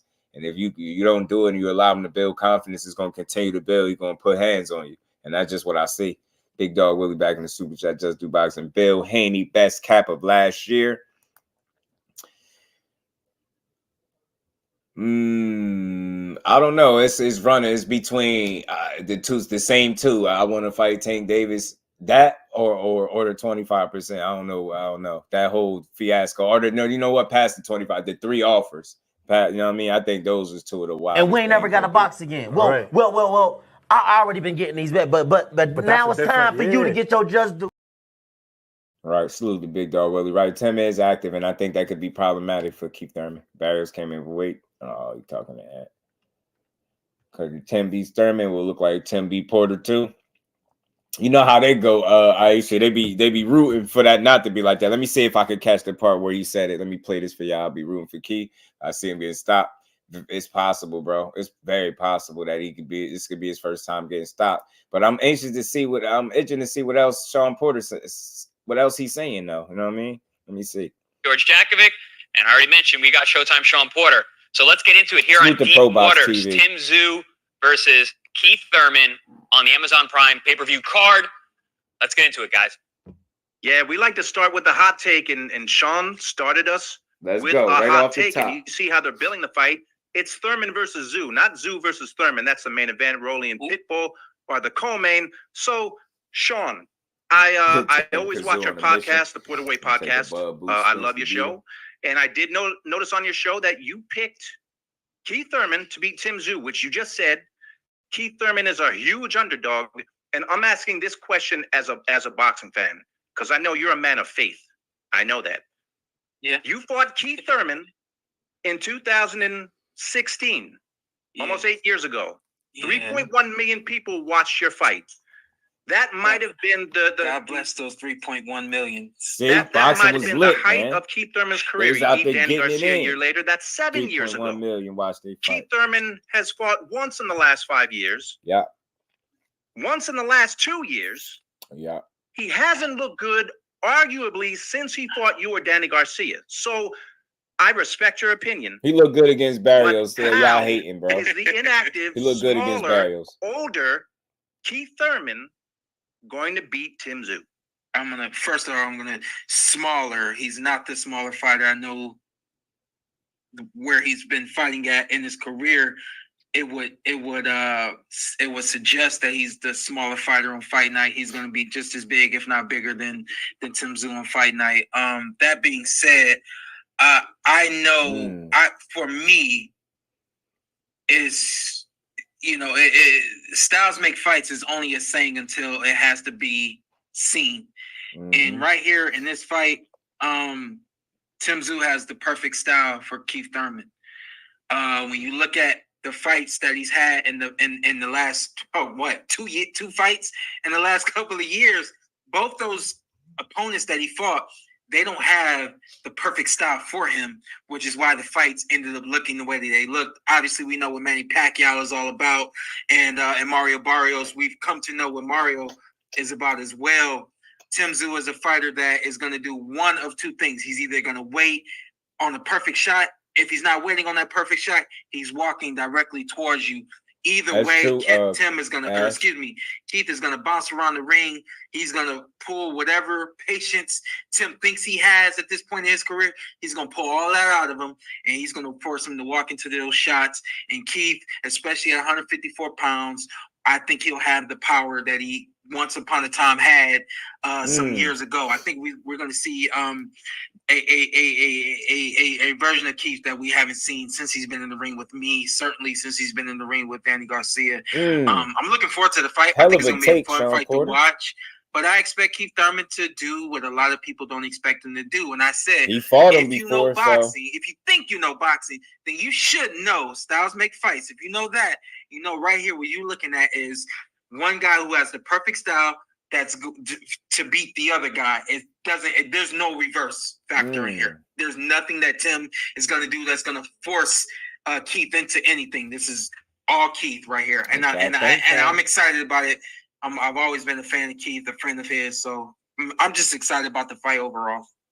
One thing, and Paulie, go to you next, but you said you think you're going to see the Keith Thurman that fought Danny Garcia and you. That's the main thing we think. But so, Paulie, let's start with you.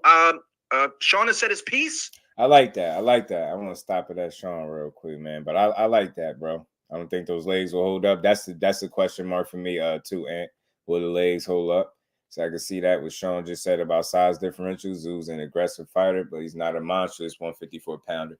Yeah, he just one of those guys that you can't be in front of, though, and you don't want to be in front of because he gonna touch you. You in front of him. I think what Sean Porter is saying is Keith Thurman, to me, stylistically, he do have a style to beat him, but we just expecting him not to have enough at this stage in his career with the inactivity to hold off the younger. What we would look at is the stronger Tim Tszyu, but it's got to wait and see. Some people don't know Keith Thurman has had several fights above 47, above the 150s, like in the 150 something. I went back, or you look early, you go back earlier in his career, you will see it. Arena, peace and blessings. Queen, how you feeling today? Good to see you in the building. Okay, but I get it. Garfield was good with it. So they said the same to Mendoza. Who that? Brian Mendoza. And Brian Mendoza get pieced up. You're right. So I don't know, but I think Keith Thurman is more experienced, better fighter than Brian Mendoza. The biggest question for us is if he's how much of Keith Thurman is left there. How much of the one time is still there, right? Keith once upon a time Thurman. Man, good job of helping sell the fight, Sean. Right. I agree about the style, but the layoff is going to be, I think, a major factor. I think it'll be a major factor. And if he finds himself gassing and tired against Tim Tszyu, it's going to be tough. It's going to be tough. Yeah, y'all smash the like button for you, bro. Just keep rolling for a little second, man. Let's see. He thinks that Keith Thurman is going to win the fight. Yeah, I mean, listen, I think what we're talking here, that we are an American, we are an American broadcaster here, so just like in England with their fighters, Paulie, don't slice me up, Paulie. I'm not slicing you up, brother. Don't worry about it, man. Because I like Keith as a person, but I'm going to call it down the middle. Here's the thing: when I was fighting, I used to see people I knew pick against me in fights. I used to get mad at them. But it really doesn't mean that you're like rooting against somebody or for somebody just because you predict them to win or lose, right? Because as an analyst, you just kind of look at the fight and say, hey, who do I think is going to win? Who do I think is going to lose? And then maybe you're rooting for the person who you think is going to lose. Who knows? You know, in this particular situation, you know, I know Keith, I like Keith, but it's very difficult for me. If you know boxing, champ, if you know boxing, you also know a long layoff is bad for you. We've seen guys who are coming off of long layoffs and they have not really performed well. It disrupts your timing a little bit. I don't think Keith has been the same probably since the Jose Lopez fight. You know, I was surprised to see him struggle a little bit in the Jose Lopez fight, and I don't think he's ever been on the level of when he fought you or when he fought Danny Garcia. Probably since around that time. You know, that was, you talk about that Keith Thurman. And you're telling me that Keith Thurman coming off the Porter win and the Garcia win, going up to 154 pounds or junior middleweight and fighting a light middleweight world champion, I'd say, man, he's got a lot of momentum. He's ready to take on the next weight class. He's going there. But it seems like now, after a 2-year layoff, and a guy who's ascending so fast like Tim Tszyu is right now, it seems like this is just an opponent grab, a big name opponent grab for Tim Tszyu to make him look good as a resume filler, to beat a world champion who's known and continue on into your meteoric rise to stardom, because he's a very big star in Australia. Having said that, Sean Porter does cover a lot of the fights in Australia, so maybe he knows something I don't know. Maybe he knows something we don't know. He's seen Tim Tszyu fight probably a lot more than everybody else. But from what I have seen of Tim Tszyu, and I've been paying attention to him for a few years, probably longer than I would a normal Australian fighter, because simply because of the Tszyu last name, it attracted my attention a lot earlier than maybe another prospect from Australia would have. Right, so I've been paying attention to Tim Tszyu for a few years, and I've been very, very impressed with his progression.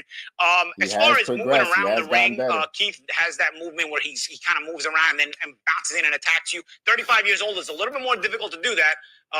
Also, and number one. And number two, coming off, that takes a lot of timing. Coming off a 2-year layoff, your timing is a little bit off. You know why? If your timing's off doing that kind of stuff, you could run into punches. Not saying that's going to happen, but again, this is why you have to stay active when you have that kind of style. And number three, how are you going to get the Keith Thurman? Tim Tszyu does something that some pressure fighters don't do. Tim Tszyu cuts off the ring very, very well. Tim Tszyu cuts off the ring. You notice it in the Mendoza fight. When he goes and gets you, he goes and gets you. When he starts breaking you down, you're not getting away from him. He cuts off the ring very, very well. He's a very good technical boxer.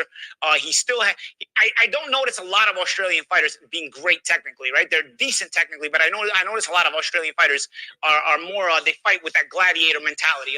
You know, Jeff Fennick, the Love Morendo, the guy that beat for the world title.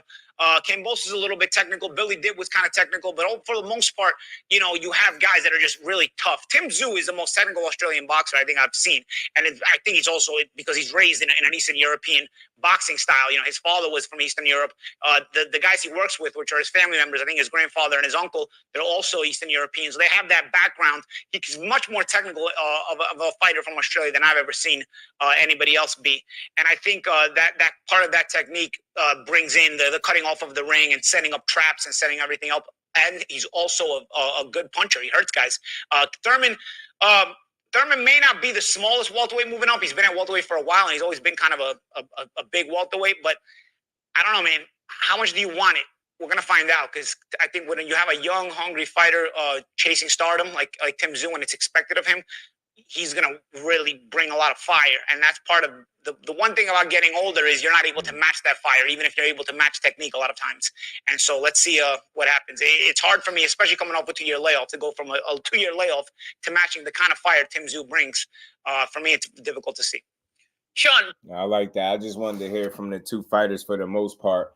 Being Paulie, like, you could say what you want about Paulie as a fighter. He's a pretty solid fighter. He just didn't have no real punching power. But say what you want about Paulie as a fighter.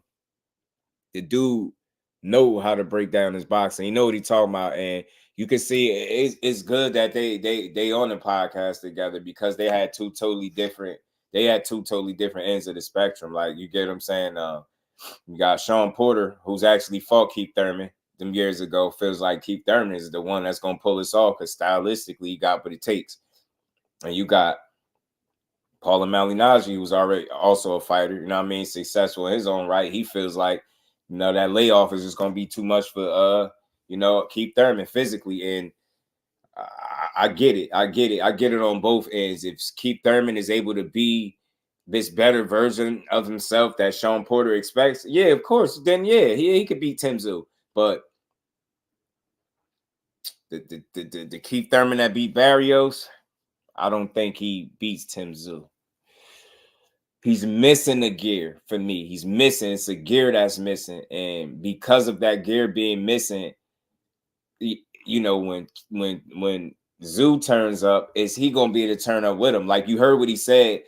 You get older, you might could match guys technically, you know what I mean? But then from a physical standpoint, you just don't have that same fire. You can't match him in terms of, you know what I'm saying? What he bringing, he's a younger guy. He's an improving guy. Again, his confidence is constantly growing, and it's going to be important in them early rounds, man. Keith Thurman can't let the fight get away from him, because if he let Tim Tszyu get confidence, it's going to be tough as hell, man. And he got the power to stop him. And I just don't know how Keith Thurman going to deal with getting punched by Tim Tszyu. I don't know. I can't wait to see. You know what I mean? It's going to be interesting to see. It's going to end pretty bad. No comment. Yeah, it could be. It could be very bad, bro. It could be very, very bad. It could end up being a bad one of the worst fights possible. You know what I mean? Especially if you get knocked out for the first time. I mean, like, especially if it's a body shot, man, that'd be too much. Like, right, if you get him with a body shot knockout. And I hate to say, I agree with Paulie. Paulie made a lot of sense, bro. That's why I knew he was gonna give a good take. I ain't listened to his take. I heard Sean Porter the beginning of what he said, so it was good to hear him. They both made sense. They both got interesting takes. Again, it's a big if on the side of Sean Porter's take. It's not that he's wrong. It's just it's a lot got to go right for Keith Thurman for him to perform at the level Sean Porter has in his mind, right? Like, he even surprised me just a bit. Maybe it's because Keith got a win over him in a sense, man. I wonder if that got anything to do with him picking Keith, right? But I do get what he's saying stylistically. You know, Keith do have a style that can give a guy like Tim Tszyu problems, but you know, the version of, you know, Keith Thurman that fought Danny Garcia, yeah, of course, that guy, yeah. But the guy that, you know, Barrios fought, Jose Lopez, I don't know. I don't know if that Keith beats this Tim Tszyu. You know what I mean? He's just only getting better. He's only building more confidence. That's why I say it's going to be a difficult fight for him to pull off. You know what I mean? It's going to be very difficult. But he signed a contract. We got a fight coming. I can't wait to see it. Look, I ain't counting him out completely. I'm gonna take heed to Sean Porter, what Sean Porter said, meaning if I see it playing out in a fashion that he described it, I'll credit him for it. If it play out the way Paulie, you know, says it's gonna play out, I credit him for it. But all in all, like, I wouldn't be surprised either way. But out of the two, what I'm expecting is more likely than Tim Tszyu to pull this off, and I'm less likely expecting Keith Thurman to look like the fighter that Sean Porter is expecting, respectfully. And he's been in the ring with him, so I could respect his take. I feel like Paulie hit some key points, you know, that layoff, that inactivity, man, being an older guy, you fighting outside of 47, you fighting a real puncher, a dude that hurts guys, that has feet good enough to close the distance. And like he said, when he go get you, and he try to hurt you. And he's a bit durable. And I think people question Tim Tszyu chin. I heard somebody say he chinny because he got knocked down by Gaucher, but I'm like, bro, that was an all-balance knockdown. He wasn't hurt at all. He got right up and he commenced to winning every round after that. So I think that's something to be said about him. You don't just look at the knockdown. You look at how he responded in the knockdown. You look at if he actually was hurt when he got knocked down, and none of that was the case. That man hopped right back up and went to work. So how Keith's, like Zenith said, how Keith's power is going to translate, bro, is going to be important. Yep. And then that's important. Even if he can't outright hurt him how he used to hurt guys at 47, Zenith, he got to be able to make him respect him, yo. He got to respect Keith Thurman. If he don't, you see, he didn't respect Tony Harrison. He going to close the gap. He going to walk you down. He going to hurt you. You know what I mean? You got to make that man respect you. Tim Tszyu don't respect you, and you allow him to gain confidence with his lack of respect, you're going to take an L. He's going to beat you up. Conor doesn't want to fight Boots, and he can't even fight in Wembley. Yeah, he don't want to fight no Boots. In the Barrios fight, Thurman had to take a mouthpiece out. Yeah, that body shot, he did do that in that fight too, didn't he? He did do that. Yeah, man, Tim Tszyu's a hell of a body puncher. That's why I say it's going to be a tough fight for him, because he's going to test him. The thing is, Tim Tszyu, I believe what he's coming with is going to be able to test him physically more than he's been tested in recent memory. I think the last time he's been tested, you know, physically to that. It was Sean Porter. That was one of the, I think that was Keith Thurman's most physical fight to date, fighting Sean Porter. And not that, you know, Tim Tszyu style is similar to Sean Porter, but he can apply pressure and he can do it behind good boxing. And he got fast hands. You got some sneaky hand speed. And like I said, good body shots. He used both hands. He got good punching power. So, and he know how to apply consistent, constant pressure that could wear you down mentally over a period of time. You seen he wore Tony Harrison down, pieced him up. You know what I'm saying? So if Keith Thurman is going to get in there looking like the old version of himself, it's going to be extremely tough. Simply put, it's going to be extremely tough for the man. Thurman got the skills. Thurman will be undisputed at 54. Bug, it don't go there. Thurman can beat Mel too. Look, it's a good fight. All those fights become on the table. If he plan on competing, he said he might have another 5 years, so we never know. You know what I'm saying? Pardon me, man. I'm guessing. I like my nose is getting runny. Keith might need that Ryan shoulder roll. You need the Victorville roll, Aisha. The Victorville roll. Man, the Victorville roll is crazy, man. But we shall see. Like I said, interesting takes. That fight is coming at, you know, coming up in March. That card is going to be a good one. Listen, I could appreciate it. Tony Harrison did it to himself, though. Yeah, kept languishing on the ropes. Yeah, unnecessarily, for sure. Yeah, you need that shoulder roll to protect that body.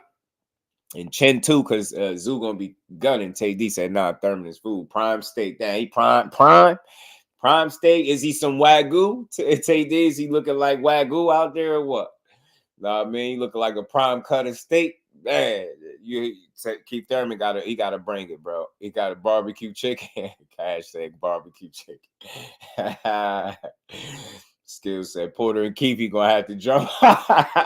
Said, yo, yeah, Porter better jump in it. Porter gonna have to jump in it, bro. I almost think that was worse. All that did was make the beating longer. Should have just knocked out in 8. Should have just got knocked out in 8. Damn. Man, slept in 8s is crazy. Man, but we got some good fights. Overall, I think that card going to be solid, man. Keith Thurman could really, you know what I mean? He's never been dominated in a fight, right? So it would be new territory. I wouldn't be fully surprised, but then, and it's part of me would be, because I expect Keith Thurman to put up a fight, yo. Win, lose, or draw, he should put up a fight for sure.